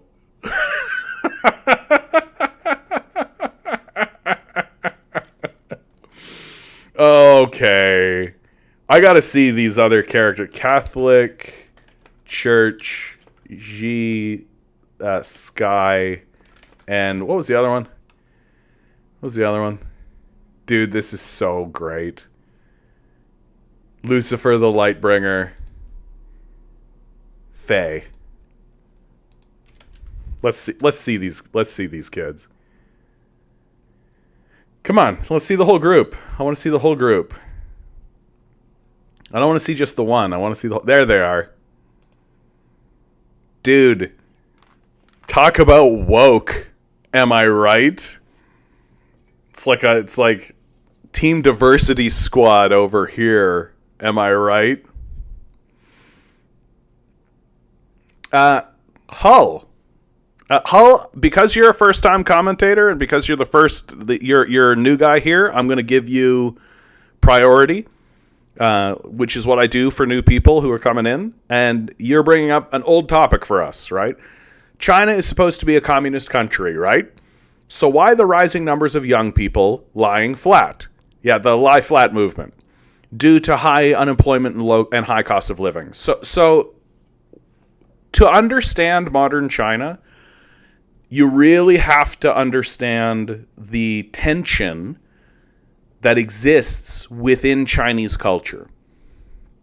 And that Chinese and that tension that exists within Chinese culture is the desire to move the society towards communism on the one hand, right? That's the principles that the Chinese Communist Party was founded on, that the People's Republic of China was founded on under Mao Zedong. So the desire to move the society towards communism, but then also the real need to negotiate with imperial capitalism. That those two forces that exist within Chinese culture create and have always created a tension point within Chinese society. That the most clear example of that is the transition from Mao Zedong to Deng Xiaoping. That Mao Zedong was the revolutionary leader that created the People's Republic of China, that freed China from Western imperialism and Japanese imperialism, that ended the 100 years of humiliation, but that the Western imperialists weren't going to just go away. That they came back to China and created the Korean War and created the Vietnam War and created a lot of strife for Chinese people and Chinese society. And the way the Chinese leadership, the Chinese Communist Party, saw its way through that period of time was by negotiating with capitalist imperialists, and by allowing imperial capital to come back into China as investors. That they wouldn't come back as slavers like they were during the 100 Years of Humiliation, but that they would manage imperial capital and negotiate with imperial capital. And so what this has done in Chinese society is it has created a lot of capitalist businesses and a lot of capitalist structures, that the Chinese defend this by saying this is the cost of negotiating with imperial capitalism. But that still means that you live in a society that has, even though it intends to move forward towards communism and signals that, and there's lots of defenses of that. The nationalized banking system is a strong one in my view. The enshrined union system that exists within the Constitution, the ownership of resources by the Communist Party. There's lots of reasons to believe that the Chinese Communist Party genuinely believes it's moving towards communism and wants to do that, but it has to exist in reality. And so what happens, and has always happened throughout modern Chinese history, in the People's Republic of China, is you get protest movements. And those protest movements are a reminder, in my view, to the ruling class that we have to remain vigilant, and our people have an expectation. And that expectation is that we move towards communist ideas and move towards a communist society. And when protest movements happen, that's a big sign to the ruling class that the people want more action. You saw that with the Tiananmen Square protests under Deng Xiaoping, which led to his resignation. So you'll see protest movements, and you'll see like the Lie Flat movement is a good example of this. And it reflects the tension that exists within Chinese society. And that tension is the desire to move towards communism versus the necessity of negotiating with imperial capital. Because imperial capital will just drop bombs on you, right? Like, it will just fucking drop bombs on you. So you have to negotiate. I hope that answers your question. Oh, and then so there's no such thing as a pure communist country as of yet. Yeah, that's the case. Because communism is attempting to manifest itself in a highly fascist, highly capitalist environment. And it's not just going to pop out of nothing. Right? Like, capitalism didn't just pop out of nothing. It came out of the system of feudalism that preceded it. Communism will be the same. That it won't just pop out of nothing. That it'll develop over time as the system of capital eats itself. Which it has to, because it's designed to do that. But you can look to China to see many, many positive developments. And positive developments, and see that they are serious at the very least, and I think this puts them well ahead of the game. They are serious about improving the quality of life for their own citizens. That they believe in the concept of good governance. That when you talk to modern leaders of China, they talk about the importance of seeing, like, they'll talk about how the West frames things as democracy versus autocracy, right? Or liberalism versus authoritarianism. And there's a very like ideological framework and how they combine it. And then the Chinese will say, we don't really view it that way. We view it as good governance versus bad governance. And that we acknowledge that there are many different structures that you can use, but as long as you're focused on good governance, that those structures will likely be successful. And the question is, how do you maintain good governance? And how do you train and grow a new group of leadership that is going to adhere to principles of good governance? And the Chinese communist system is showing pretty big successes with this. So could it turn the corner and become like a crazy imperialist project? Sure. I haven't seen any evidence of that. Quite the opposite. I think that what we're seeing is a society that's serious about it, but also needs to step lightly. Because again, American capital has shown repeatedly over and over and over again, as recently as today, that it's completely willing to commit a genocide and bomb people and drop nuclear bombs and cause atrocities wherever it goes to achieve its objectives. So the Chinese can't just flip the communist switch. They have to take it seriously, and they do.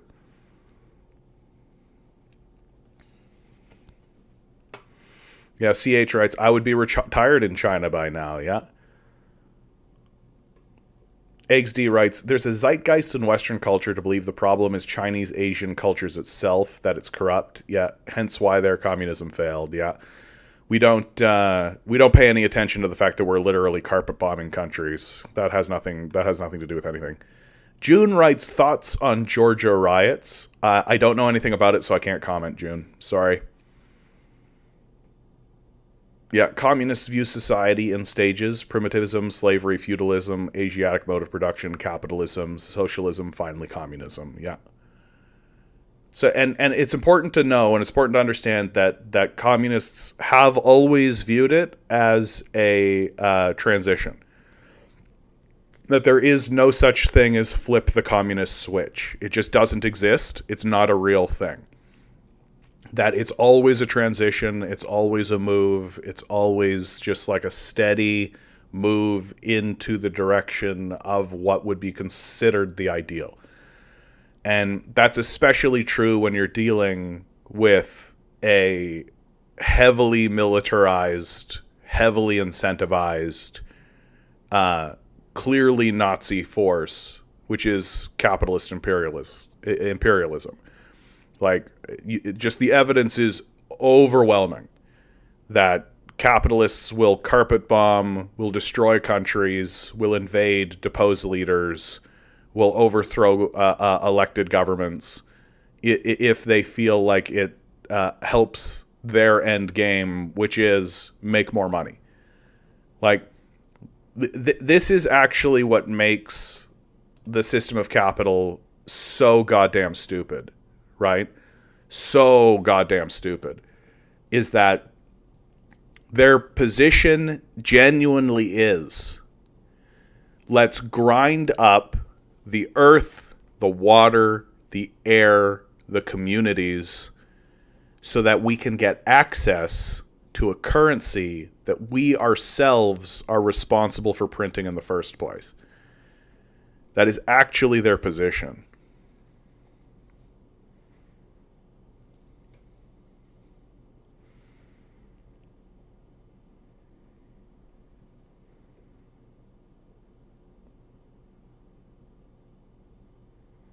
But in terms of communism actually manifesting itself into the world today, the place that you really want to be looking is China. And it's not the only one. Like, Cuban communism, I think, has been fairly successful. There's a fairly successful communist movement in Nepal.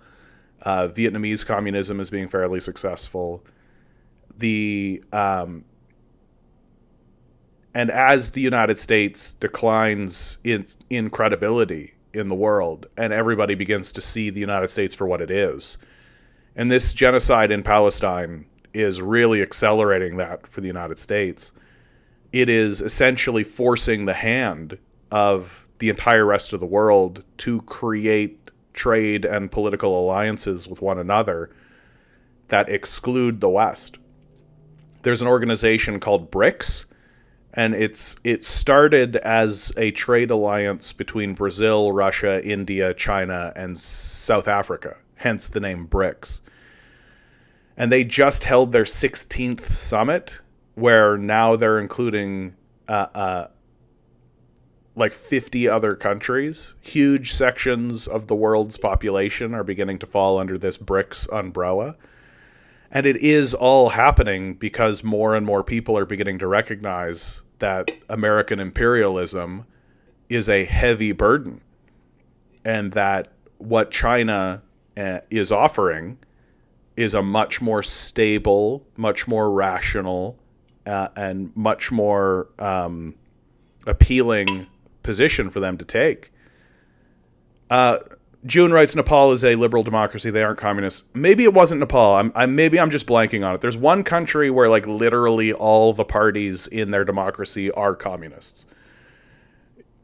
And so they have like a democratic structure, but all of the parties are communist parties. So they're just constantly negotiating with one another how to move forward. And because it's such a small country, it's pretty much ignored. CH writes, BRICS basically is 7 out of 8 billion people. The West is 1 billion, with half of them against the current war agenda. Yeah. Hull writes, I never believed we lived in a democracy. The rich dictates events, literally. Yeah, that's a wise position to take, Hull. That puts you well ahead of the game, I think.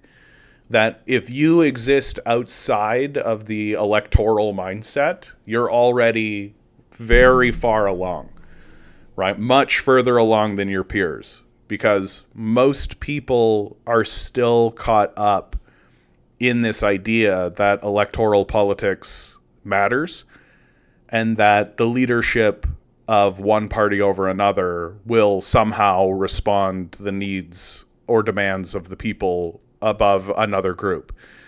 There's no evidence of this whatsoever. And in fact, anytime the issue has been studied, there was a very famous Princeton study that happened a couple of years ago.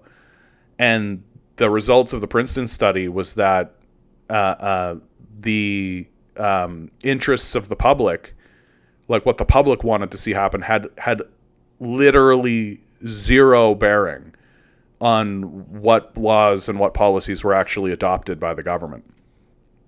Like, to call such a structure a democracy, to pretend like there's anything democratic happening at all in a society where the structure does not respond to your interests and your demands. I mean, what are we, stupid? Like, there just comes a point where you have to call it what it is. And people use different language to describe what America actually is. Oligarchy isn't that far off the mark. I mean, the United States military is obviously a very powerful force in America. So, like, you could call it a military dictatorship. I just think that the generals of the military have no interest in claiming responsibility that way, because their interest is just to destroy and bomb defenseless nations, right? They don't actually care about improving the quality of life for their own citizens, right? So, yeah, and people will say stuff like this. CH will say, it's oligarchy becoming kakistocracy. You can call it what you like, but my perspective and my view is that the wealthy and the owners of America have given up on the concept of America. That everything is just vanity projects at this point. That it's just about getting the title, having the status, having the position. There's literally no one in any position at any level of government anywhere across all of America that gives two shits about the idea of America. That it's just about personal glory, and the ethos of the day in America is every man for themselves.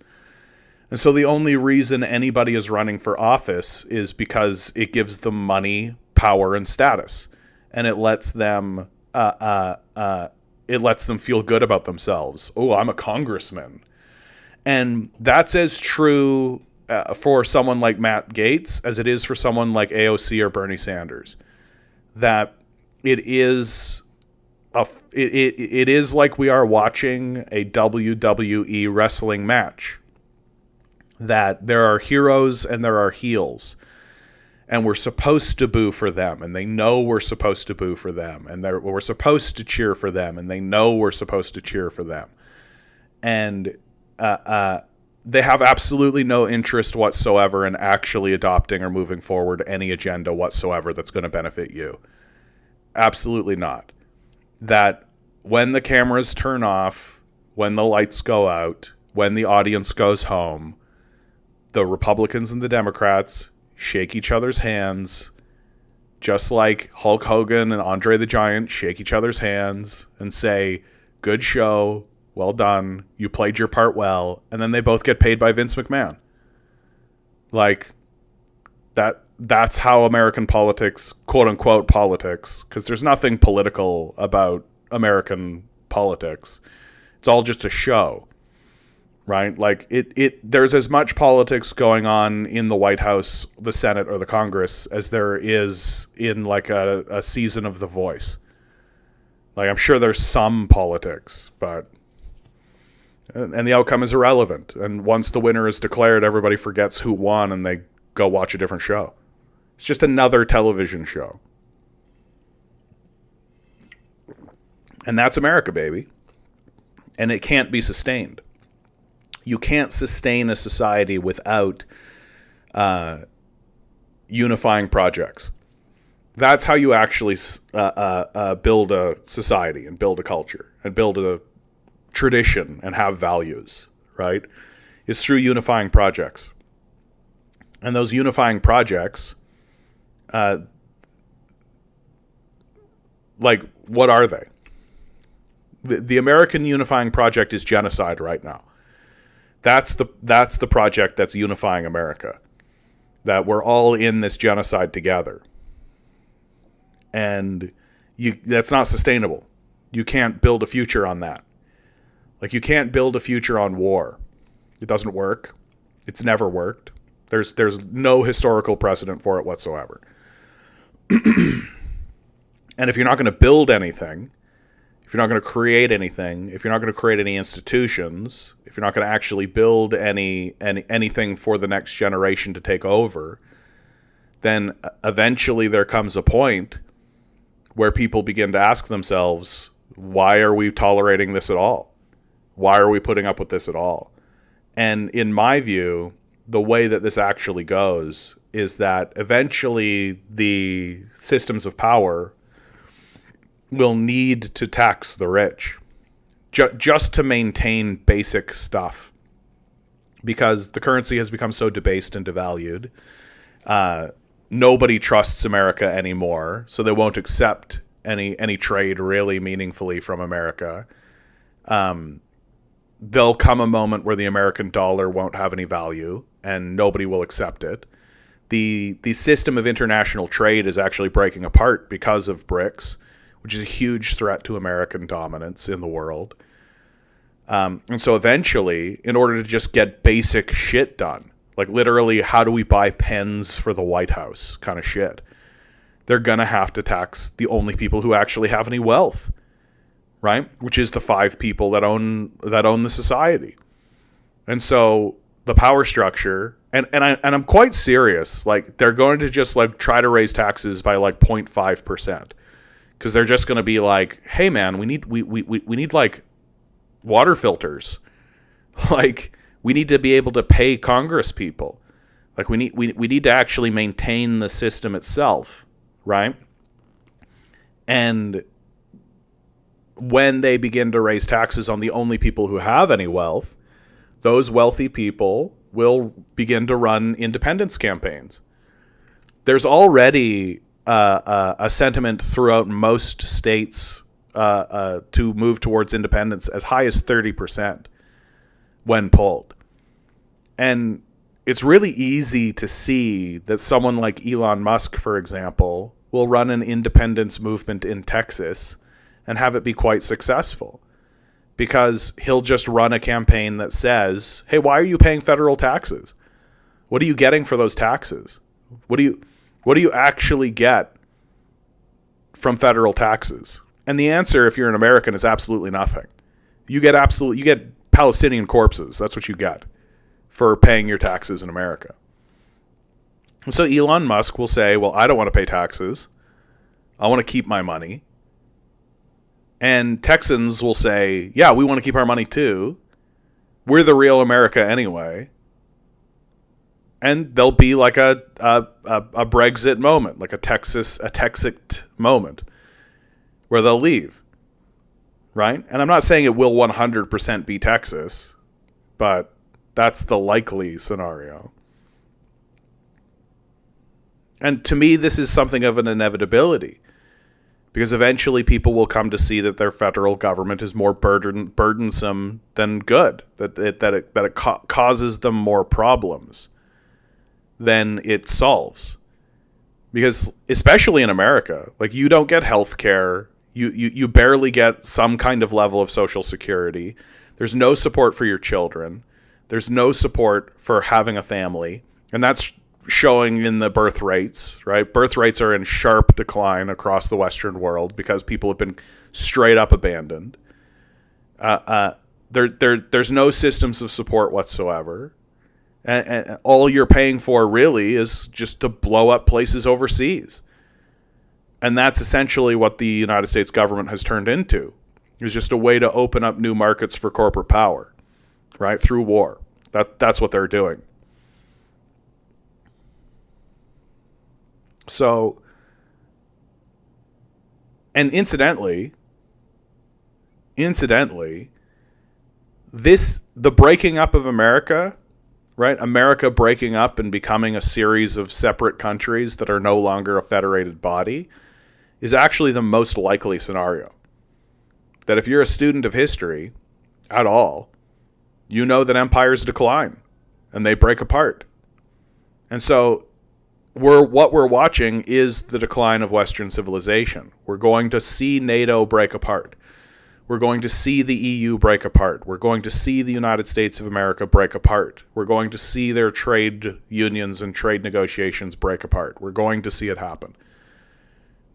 Is it going to happen tomorrow, all of the sudden, like a flip of the switch? No. But that's the trajectory that it's on. And that's true here in Canada as well. That the trajectory of Canada is going to be that, like, Alberta is going to break apart. Like Alberta and British Columbia and Ontario and Quebec. Like, they're not going to stay unified. And they're not going to stay unified because they have different goals and different ideas. Hull writes, Elon Musk is genuinely cringe. Yeah, I agree with you on that. Don't know why he keeps seeking validation from right-winger teenagers. He would be too rich to even worry about anything. Yeah, you're hitting on something really interesting about Elon Musk, right? And something that if you stick around and listen to me talk for any length of time, I'll say pretty repeatedly, which is people can stop growing up. Like, you end up kind of just being a little kid. People, there's this phenomenon that exists in the human journey, which is when you start, you think your parents are gods, right? And a big part of growing up is realizing that no, they're not. And what will often happen is you'll believe your parents are gods, and then you'll go the other direction and you'll say, no, they're evil. They're demons, right? They're narcissists or something like that, which is also incorrect, right? They're probably not evil, demonic narcissists, right? So what you're doing is you're imbuing your parents with a childlike supernatural power that they don't have in order to sort of justify your feelings towards their inability to meet your expectations. And a big part of growing up is realizing that your parents are just people. That they're just scared, uncertain, products of their own upbringing and products of their own time, just like you. They're just a person. And they don't have power. They don't. They just have themselves and their ability to exist in the world, and they're trying their best. And once you reach that point as a person, I think that's when you're an adult. You're an adult then. When you turn and you look at your parents and you look at them honestly, and you don't imbue them with any kind of supernatural expectation or any expectation whatsoever. You just say, okay, you, like every other human that came before you, including myself, are just like a scared monkey that doesn't really know why they're here either. Here we are. And you can see that some people stop developing. I use Ben Shapiro as the best example, right? Ben Shapiro's probably an 8-year-old, right? He never really developed intellectually or emotionally. And Elon Musk is very much the same. That the reason why he's constantly seeking validation is because he never got any, right? Like, his dad owns slave mines in apartheid South Africa. Like, it's pretty easy to believe that his dad wouldn't be this like loving guy who wanted to give him gentle pecks on the cheek and tell him that he loved him, right?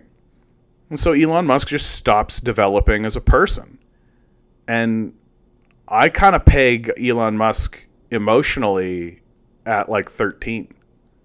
Like, intellectually, I think he's probably further along than that. But emotionally, he's 13, right? Like, he's just a chud. And you can see this in your day-to-day life. You can see this in your normal life. People just stop developing. They just they don't feel the need, or they aren't confronted with conflict. This is why raising people in wealth is such a bad idea. It's such a bad idea to have rich people who have kids, because those kids never develop. You just end up with like a Joffrey Baratheon kind of figure, right? Who's just obviously a psychopath because they never developed beyond being 2, right? They were never told no. They were never told that they needed to actually do something or achieve anything. If they tried something and failed, Daddy would just come along and spread some money out and then turn that failure into a success for them. So they never actually had to confront anything, and they never actually had to do anything serious or meaningful in order to attain any kind of position of status or respect at all. They could just buy it. And Elon Musk is exactly that story, that he didn't invent anything. He literally took his dad's money and bought the rights to be called an inventor. Like, no one is a bigger fraud than Elon Musk. Like, his degree is fraudulent. Every single time he's called an inventor of something, he literally just bought the rights to be called that inventor and made the actual inventor sign an NDA. He's never invented anything meaningful. He's never actually achieved anything. And all of his achievements are just taking his dad's money and buying the rights to be called a genius. And then he launches this huge PR campaign so that he can be mentioned in Star Trek, be in a Marvel movie, be regarded as the next Thomas Edison, when he's done nothing important at all, and has achieved nothing at all. And now he's kind of smooth-talked his way and grifted his way into being the CEO of all of these different companies, and nobody seems to care or notice that he's obviously the front man for the military-industrial complex. That it's very obviously the case that the military finds someone like Elon Musk to be very useful for them, because instead of the companies that are developing these technologies being seen as military companies, they're seen as private entrepreneurs, right? They can really pitch a vision at people and say, like, we're going to go to Mars and we're going to have all of these we're going to have self-driving cars and all this, and you look at what they're actually doing, and then you realize, oh, this is all just military expenditure. This is literally all just military development being done right in front of your face with Elon Musk's face on it. And if you buy into the idea that he's this super intelligent genius inventor man, wow, then you can be clowned into forgetting that he's just a front for the military industrial complex. And the entire reason why he's on the journey that he's on and he acts the way that he does is because he stopped developing when he was like 12. Like, the first time he got a boner, that was the end of his development, basically. He just is a walking hard-on. And that's all he wants to be and all he cares to be. And that's why I can't really listen to the guy talk. Because it's just so obvious that he's just so in love with his own dick. And nobody has the chutzpah or the desire to actually look at him and be like, you're actually pretty stupid, eh? Like, you're a pretty unintelligent person. Like, all he does is quote passages from like Nietzsche as if he's like a first-year philosophy student. But he doesn't understand Nietzsche. He doesn't comprehend what's being read, right? Like he doesn't understand what communism or socialism or democracy or any of that is. You can see it over and over again. And he's so desperate for the approval of like 13-year-olds because he is a 13-year-old, right? And he doesn't want to have responsibility, and he doesn't want to actually make tough choices, and he doesn't want to actually be a leader. He just wants to be regarded as a leader. So what we have in Elon Musk is this just perfect, this absolutely perfect American figure, which isn't an entrepreneur or an inventor or a genius or anybody who's clever. He's just an extremely good salesperson. That he's not an inventor, he's just cosplaying as one. He's not a genius, he's just cosplaying as one. And that's who Elon Musk actually is. And the reason why he is the way he is because he's a little boy who's just being enabled by finance capital. He was born with $1 billion. And turns out this is what a little boy with $1 billion does. Does he actually do anything meaningful that's actually going to have a legacy? No. The day Elon Musk dies, everyone will forget about him. And we'll all move on to some other person. Right? And that the only reason nobody's willing to stand up and just say, like, you're a fucking grifter, dude. Like, this is all bullshit, what you're peddling, is because he's so heavily tied in to the military-industrial complex, which is so heavily tied in to the American government, that he's so heavily subsidized that anything that he does has to be successful by default, right? He's too big to fail. And so the safe money is on Elon Musk, because even if he fails, the American government will bail him out. And that's what we're looking at.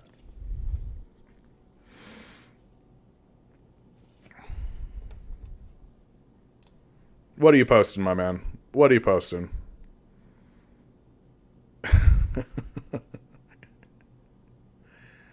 Yeah, I don't know if I'm going to spread that around. Sorry, but yeah, it is apparently No Nut November. So to those of you out there who are engaging in No Nut November, good luck.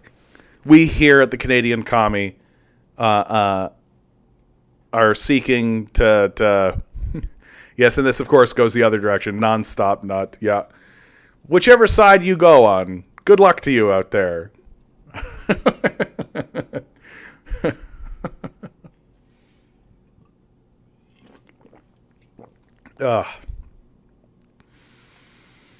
The average age of U.S. homebuyers jumps to 56. Homes are wildly unaffordable for young people, real estate expert says. America, this is your American innovation. This is your capitalist innovation right here. Like, what has happened in our housing market is just so radicalizing. It's so insane that the ruling class has allowed this to happen. That it's so clear that they're so heavily ideologically driven. and that their ideology is just profits, profits, profits, profits. That they haven't actually paused and thought through what it might actually mean to do this, to jack prices this way, and to make things unaffordable for people. Yeah, all man induced, by the way. Yep, absolutely. Like, there's no reason. The only reason this is happening is because it makes a small handful of people rich. That's it. That's the bottom line on everything. Like, that's the reason why everything is happening. That if we wanted to actually improve the situation that we're in, we would structure our societies so that Five Guys could not be as rich as they are. And just simply eliminate it. And just say, nope, we are making the decision that no one can have that kind of wealth. Period. Full stop. I actually go so far to say, like, whenever anybody has this conversation, it's always like, we shouldn't have any billionaires. Right? So a person can have $999 million, but they can't have the extra million to become a billionaire. And I'm like, oh, okay, cool. I think the line should be $1 million. I think that if you have $1 million, congratulations, you're done. You don't get any more money than that. And if you want more money than that, I think that that's a mental disorder. Like, $1 million is fine. Because all more money will do is give you the ability to exploit people better. That's all it does. That they're not job creators. They're not actually building anything. They're not actually doing anything. If they were doing that, they'd be doing it now. But they don't. Instead, what they do is they use their money to buy politicians in order to secure their wealth for themselves. And they don't invest it. They don't build institutions. They don't do anything else with it. And the institutions that they do invest in are like Jeffrey Epstein's island. Yeah, in June, for every homeless person in the United States, there are 27.4 people-less homes. Exactly. Like 27 empty houses for every homeless person. We can't put this together. And the reason why we can't put this together is because there's some scummy landlord stuck in the middle with his hand out saying, where's my money? We should take these people and put them in houses and tell those people to get fucked. We should absolutely nationalize our resource base. We should, in terms of the climate change conversation, I'm of the opinion that we should actually straight up round up the fossil fuel executives and put them on trial and like have tribunals. Because what they're doing is totally treasonous. Like, if there was an invading army coming to destroy your town, and the politicians were acting the way that they're acting with climate change, you would be calling for their heads. But because it's, a force of nature, like, this is the primary contradiction of our time. That we don't want to accept that there are systems and that there are systems in place that are more powerful and more meaningful than capitalism. Right? You have these dullards walking around saying that capitalism is human nature, which is just the dumbest thing a person has ever said, while simultaneously actually ignoring what nature is actually doing. Like, we are going to hit the side of the wall at full speed because there are people who genuinely believe they can win a fist fight against God. Good luck with that. Good luck with that.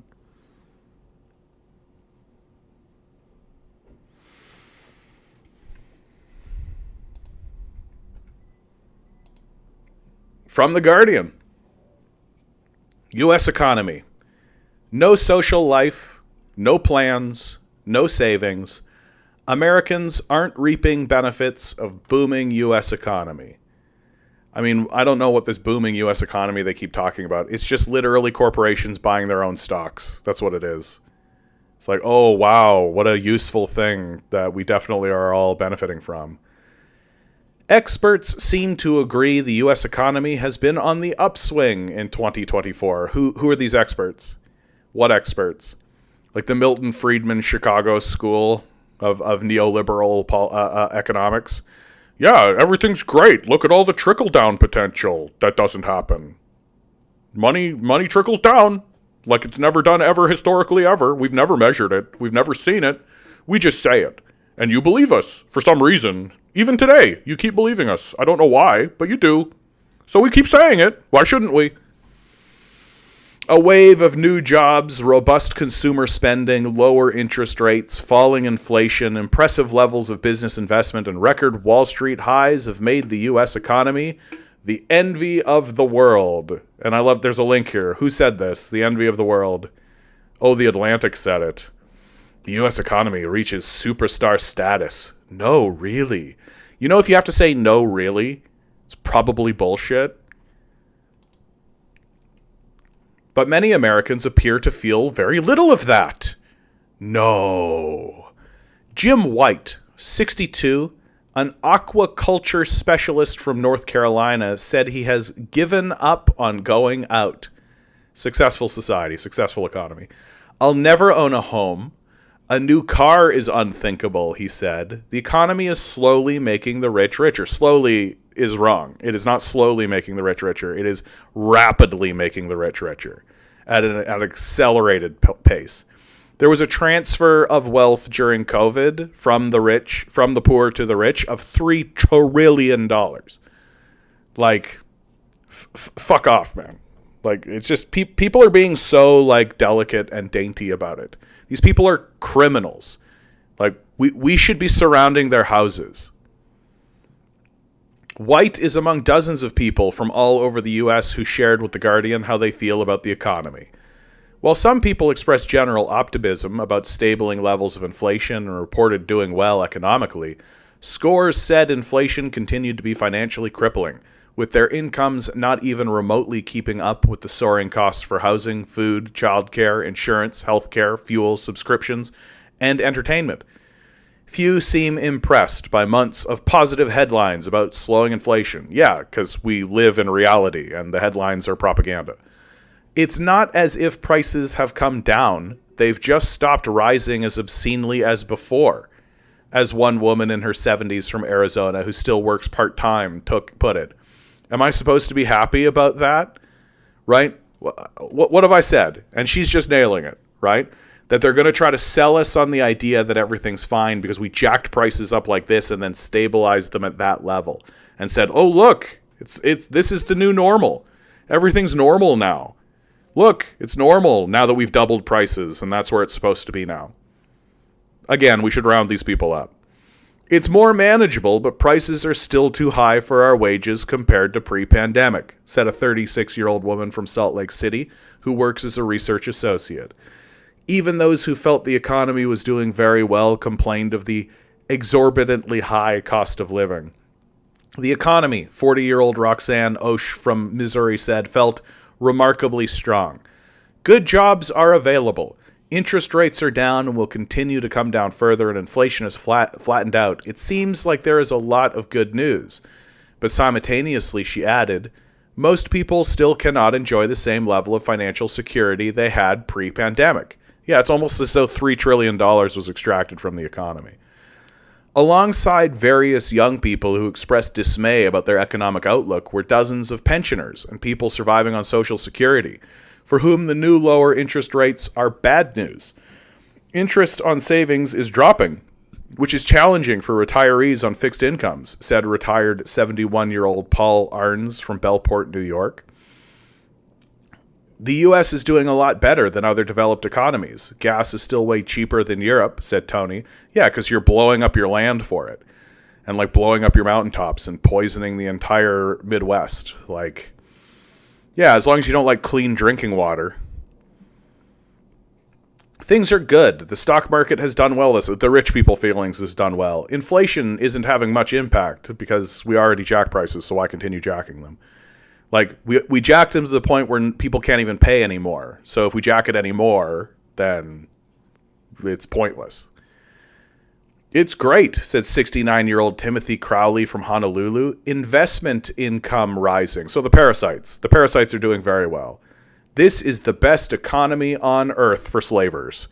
Respondents from places including New York City, Miami, and Milwaukee pointed to rising levels of homelessness in their communities and felt that the U.S. economy trickle-down model was broken. Views on who was responsible for America's economic shortcomings were split.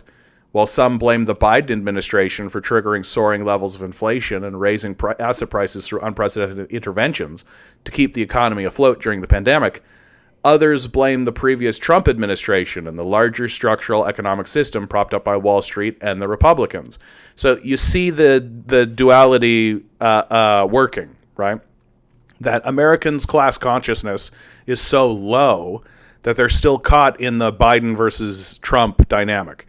Democrat versus Republican. They don't see that it's actually a grift, that they're allies, that they work against us collectively as a class because they share a class interest against us, right?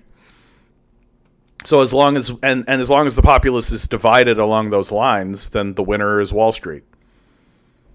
Alex, a married father of two in his mid-30s from rural North Carolina, said he retrained as a welder during the pandemic thanks to government financial assistance. But he quickly felt exploited in his new line of work. No kidding. I weld in 2 factories, each making millions in profits every year, and never made it off of government assistance, including food stamps and Medicaid. I'm back in school now and succumbing to the student loan vampires to try to make it work, he said, which you won't. Right? The point isn't that you actually make it work, right? The point is that you get parasites to siphon off as much wealth as they can from you, and then they don't care if you die, right? Because there's no such thing as America. Like there's no such, it's just a childish concept that only children believe anymore. Recent eye-wateringly high levels of inflation were 25%, caused by circa 15 years of quantitative easing, i.e. giving rich people money for nothing, and 75% caused by corporate greed. I have completely abandoned the Republican Party because they just refuse to rein in these economic monsters. White, the aquaculture specialist from North Carolina, also said that he became a swing voter because of the economy. He will vote a straight blue ticket until they turn their backs on Trump and the religious authoritarians, White said. I'm retiring this year and believe Trump's tax breaks for the rich have already endangered my Social Security. He's also a threat to my health care. Among the respondents who expressed high levels of hopelessness were various college-educated people with established professional careers, such as architects, lawyers, engineers, and medics, who said they were worried about financial insecurity, had recently been priced out of their long-standing communities, or had been unable to save for retirement. It's horrific, said 34-year-old Julia, a marketing professional from Washington. It shouldn't cost this much for basic necessities. I can't do anything but work and go to the gym now, she said, a remark that was echoed by many. No social life, no plans, no savings.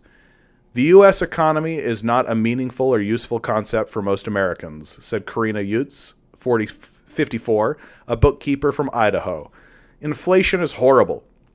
Around 40% of people in Idaho were fully employed and still unable to afford the cost of living here in 2019. I have no idea what that figure is now, but it's probably much higher. Melissa, retired, from Northern California, who is disabled, reported struggling to get by on her Social Security payments. Everything is too expensive. My rent keeps rising faster than my Social Security benefits, and food prices are too high. Medical services in my rural area are far too few and far too substandard, Melissa said. The economy is doing fine and dandy. It's the citizens of this country that are suffering. Yeah, when your economy is a parasite, right, that serves 6 people's interests, like if quote unquote, if that economy is doing well, right, if that economy is doing well, you know, it's like saying like Dracula is doing super well. I don't know why all these people in the town are complaining. He literally goes into the town and sucks their blood at night. They're all feeling tired and infected with vampirism and thralled and everybody's just like, but the problem is the mayor. Yeah, the mayor is causing us problems. Meanwhile, there's just literally a vampire sucking their blood every night. Like, that's what's actually going on. And we're all reporting that, like, wow, the blood-sucking vampire is doing super well. Just total clown shoes, dude. Just total clown shoes.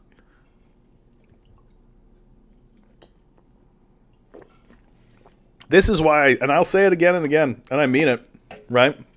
Don't invest in Canada and the United States as a concept. The rich don't. Like, once they siphon away as much wealth as they possibly can, once they get all the wealth that they actually can and they suck it all out of us, right? Their plan is to abandon us. That's their plan, right? Don't look to your business leaders. Don't look to your churches. Don't look to your politicians. Certainly not, right? None of them are even interested remotely in helping you at all. 0%. Republican, Democrat, conservative, liberal, NDP, doesn't matter. Their interest is in siphoning as much money away from you as possible into their own pocket and nothing else. Nothing else at all. So, what you should be doing is looking at the people around you, looking at the people you love, your family, your friends, your neighbors, and building alternative models that are separate, that are not associated with the system of capital as much as possible. Because as the system comes down and as the system ceases to function and stops being able to actually be taken seriously, and as people stop participating in it, we'll need alternative models and alternative systems and alternative institutions to move forward with successfully.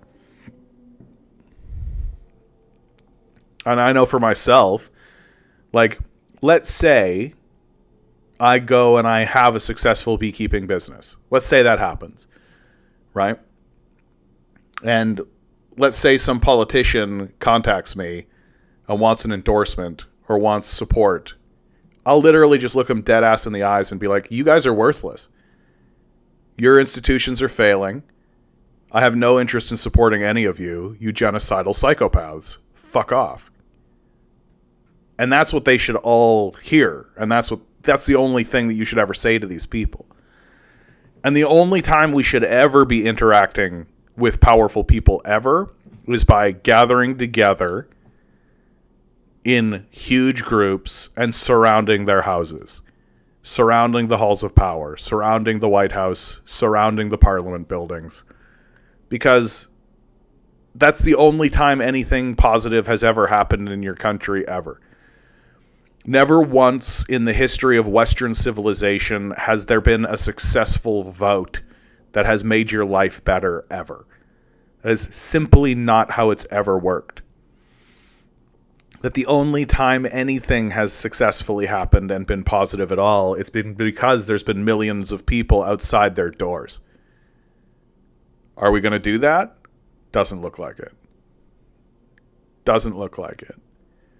It looks to me as though the system of propaganda has been successful and that we've basically been successfully gulled. And that no one is actually interested in doing what has to be done.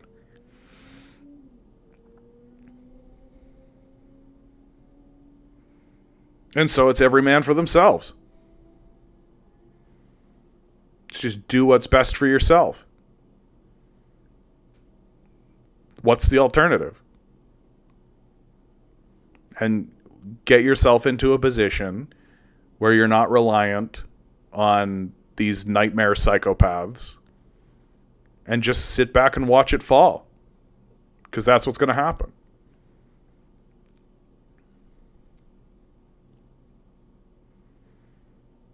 My hope is that I'm alive. That when I'm like 70 or 80, the country will start breaking apart. And I think it could happen as soon as that. That things will start breaking up and things will start falling apart. Like, here in Ontario, we've been led by this absolute dimwit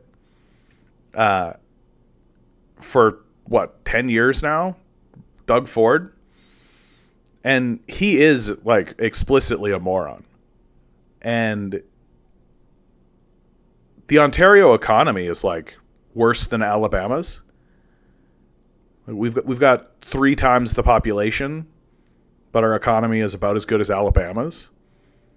And we can't actually get anything done. We can't actually do anything. Ontario has the most debt of any like non-country entity. And so we're just killing ourselves. And how this is manifesting most obviously is in our birth rates. Right? Like, the birth rate here in America and Canada is 1.3.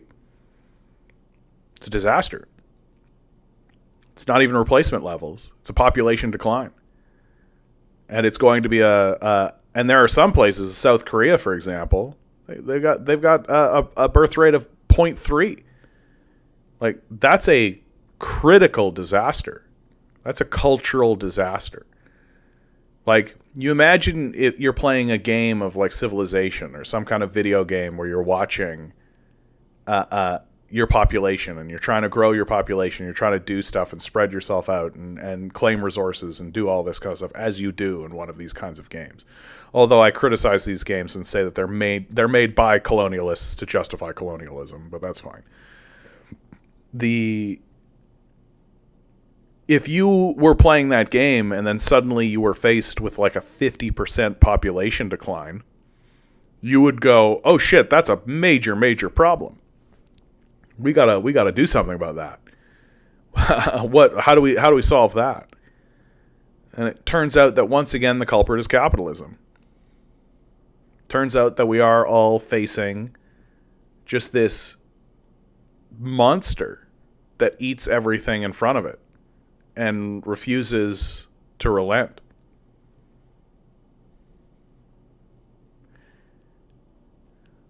And that the monster has already consumed any institution or structure that could possibly rein it in. And that happened before we were even born. And now we just get to watch it happen. We just get to see what happens when you have unfettered capitalism poisoning and destroying everything around itself for its own idea of profit. That in the capitalist ethos, profit isn't healthy food. Profit isn't clean water. Profit isn't stable communities. Profit isn't a good transit system or healthcare. None of that is considered profits. The only thing profits mean is access to a currency we ourselves are responsible for printing. It's just fucking madness. It's just fucking madness. And yet everybody keeps going to work. And some people, we had a commenter just earlier today, are beginning to see the grift and want out. And more people are going to want out. And the cities are just going to start to slowly decay and decline as people begin to leave. Because the rents are just going to be too goddamn high. Because the only people who are interested in, or who have the money, rather, to actually be able to get any of these properties are the very speculators who are responsible for jacking the prices in the first place. And you're just going to end up with like hollow, empty cities where nothing is happening. And we're going to end up with just broken infrastructure, broken power grid. While we hear more stories about how there's another Jeffrey Epstein pedophile island. Like, that's actually something I heard somebody bring up fairly recently. Like, Joe Rogan had Donald Trump on his podcast. We know Donald Trump went to Jeffrey Epstein's island. Joe Rogan didn't ask him a single question about that. Like, these guys will go on and on about Jeffrey Epstein in like a vacuum. But the moment they have somebody in front of them who is actually there, not a word, not a peep. June writes, 52 electoral college votes for Kamala, 101 for Trump. Yeah. Okay, I can tell you guys are actually current election results.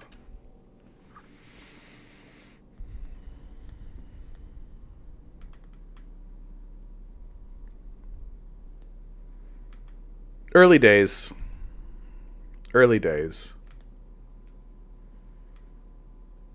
This is so difficult for me because I just genuinely don't care. You know what I mean? Like, I genuinely don't care which one of these two win. Like, it's going to be obnoxious and annoying no matter what. Right? That you either deal with MAGA or you deal with blue MAGA. And they're a cult on both sides because fundamentally at their base, they have accepted and endorsed the primary cult, which is the capitalist death cult. That you can't be a Democrat or a Republican without being in a cult at this point. That you can't be part of this without being bought into the cultish nature of it. And so, like, which cult do you want? Do you want the faux Christian, kind of doomer cult that's explicitly racist and white supremacist, right? Which is the Republican Party, or do you want the smooth talking, slick salesmanship of the blue MAGA cult? That's just as violent and just as demented and is just as delusional. Take your pick.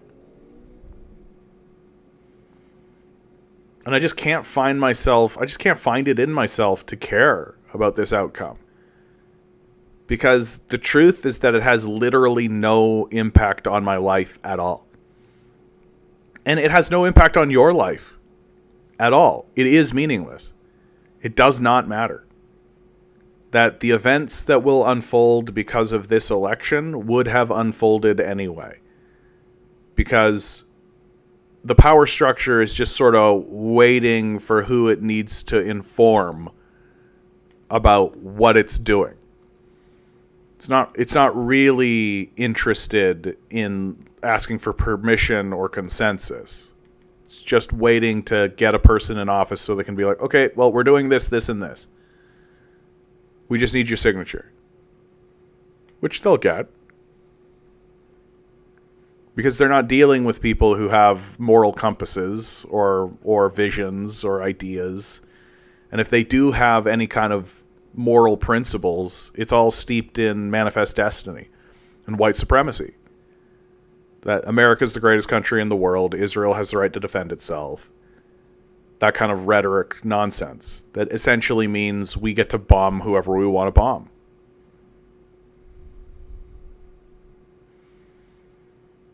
No, this'll come right down to the wire. Because that's good television. And yeah, never forget that part of it, eh? Never forget that part of it. That the quote-unquote news media is driven by ratings. And so they don't want it to be a blowout. They don't want it to be like a big thing. They want it to be right down to the wire every single time. And even if it isn't, that's what they'll tell you. Because they need your eyes to watch the screen. Compton writes, it's almost 9 o'clock where I live. Trump leads Kamala 101 to 51. Well, I'm seeing 101 to 71, but they just updated it. Reliably, blue states aren't done yet, and the South is being called quickly. I mean,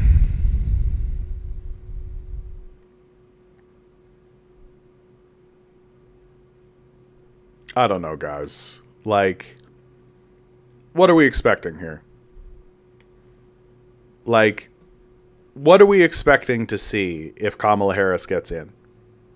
Like, actually. Like, what are we expecting to see?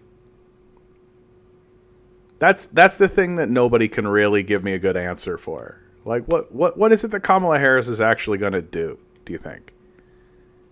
Like, what should we expect to see? It's just going to be more of the same,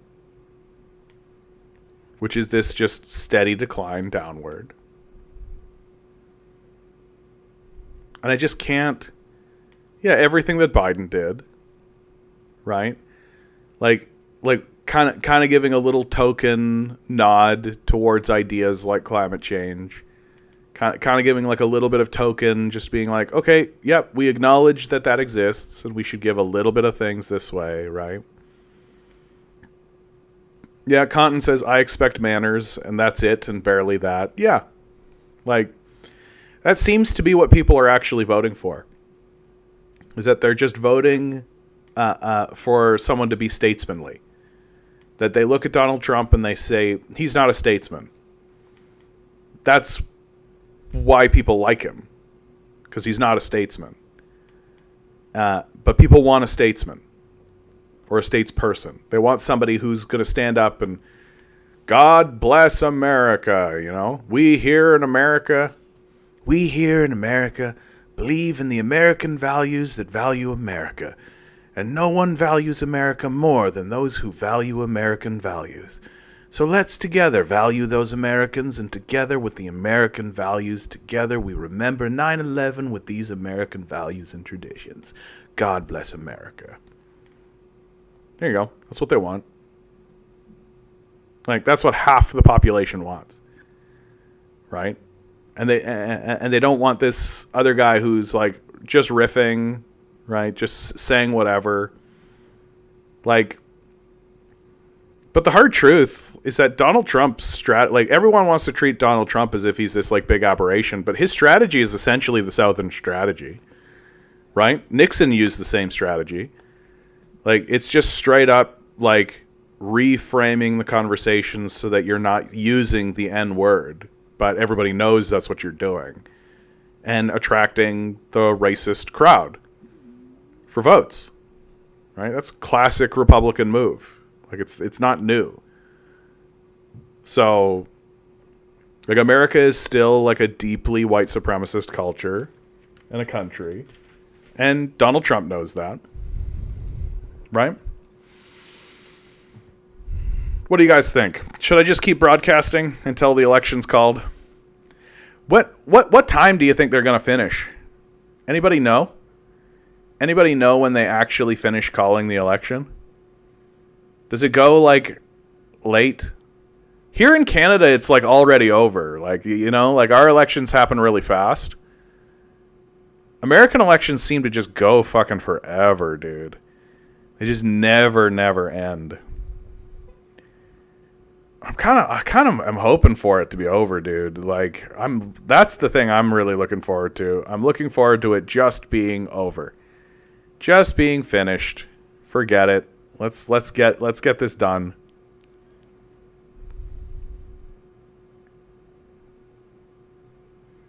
I don't know if I can sit through it, dude. I don't know if I can.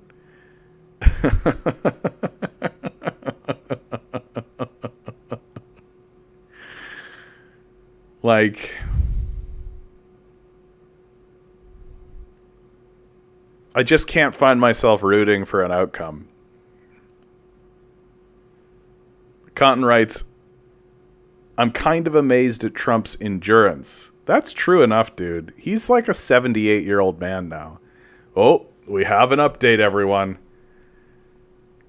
We have an update. Kansas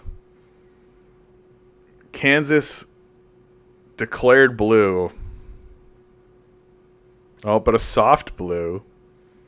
71 seats for Kamala Harris. Wouldn't it be crazy if it was just a straight up Trump blowout? Just like these are the blue states, and then everything else is just straight up red. Like California is blue, but then every other place is just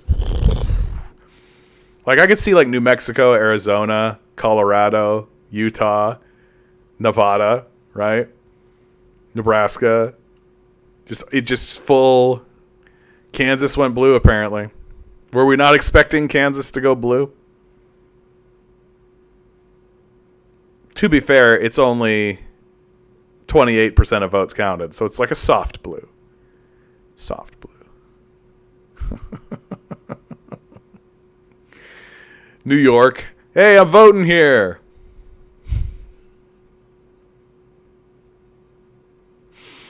Is this the content that we're hoping for? Was this the content that you all tuned in to see today?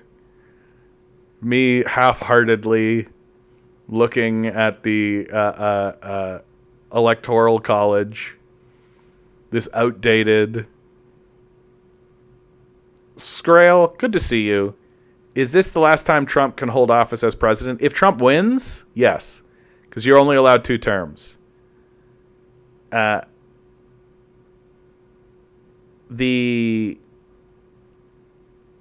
Trump has actually said this will be the last campaign that he runs.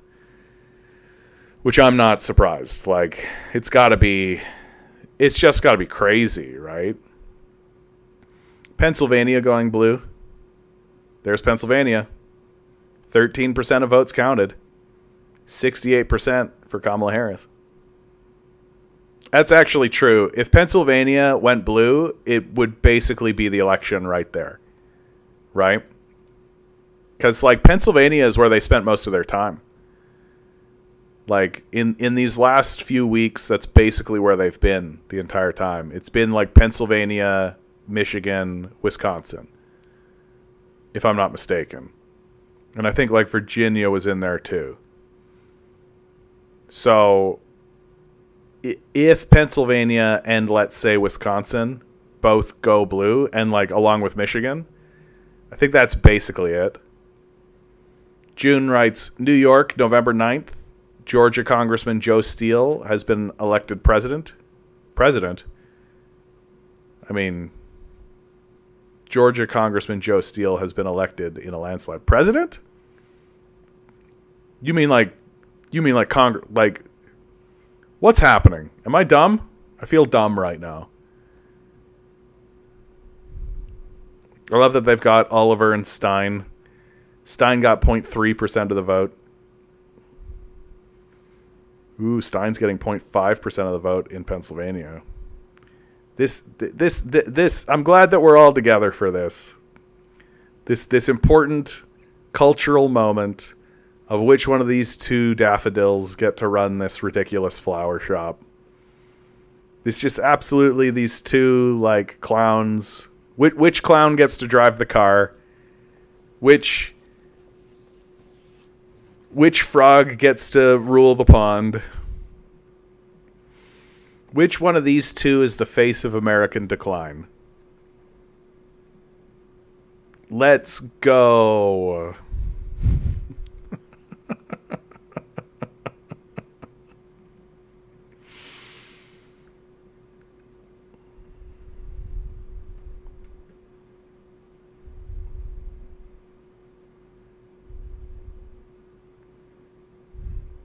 June, what are you talking about?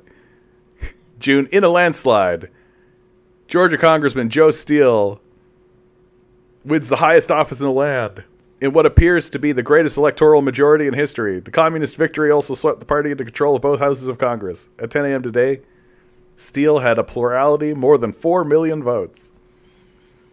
It'd be so funny, dude. That's what I would like to see. Joseph Stalin comes back from the dead. Him and Lenin and Mao. They successfully seize control. There we go. That's what I would like to see. Let's go.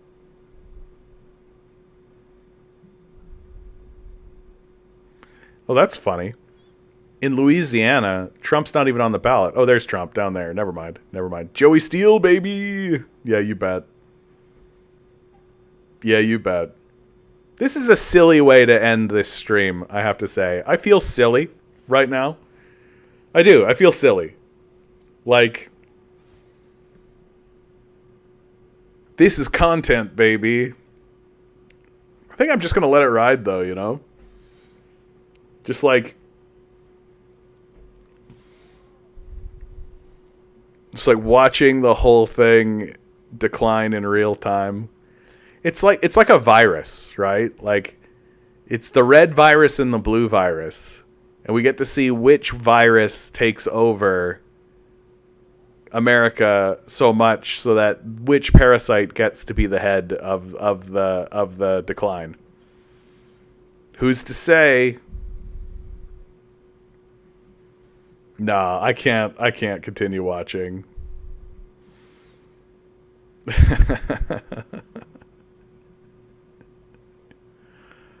No, I'll check in on this and I'll put it on the Discord, of course. But I can't watch this decline happen in real time. I think I'm gonna call it 8 minutes early. Always remember, guys, each and every one of you is a quantum being, walking around in quantum energy. These billionaires are spending hundreds of billions of dollars in the hopes you'll never realize it. You'll just stay the good little commodity they need you to be. Rebel.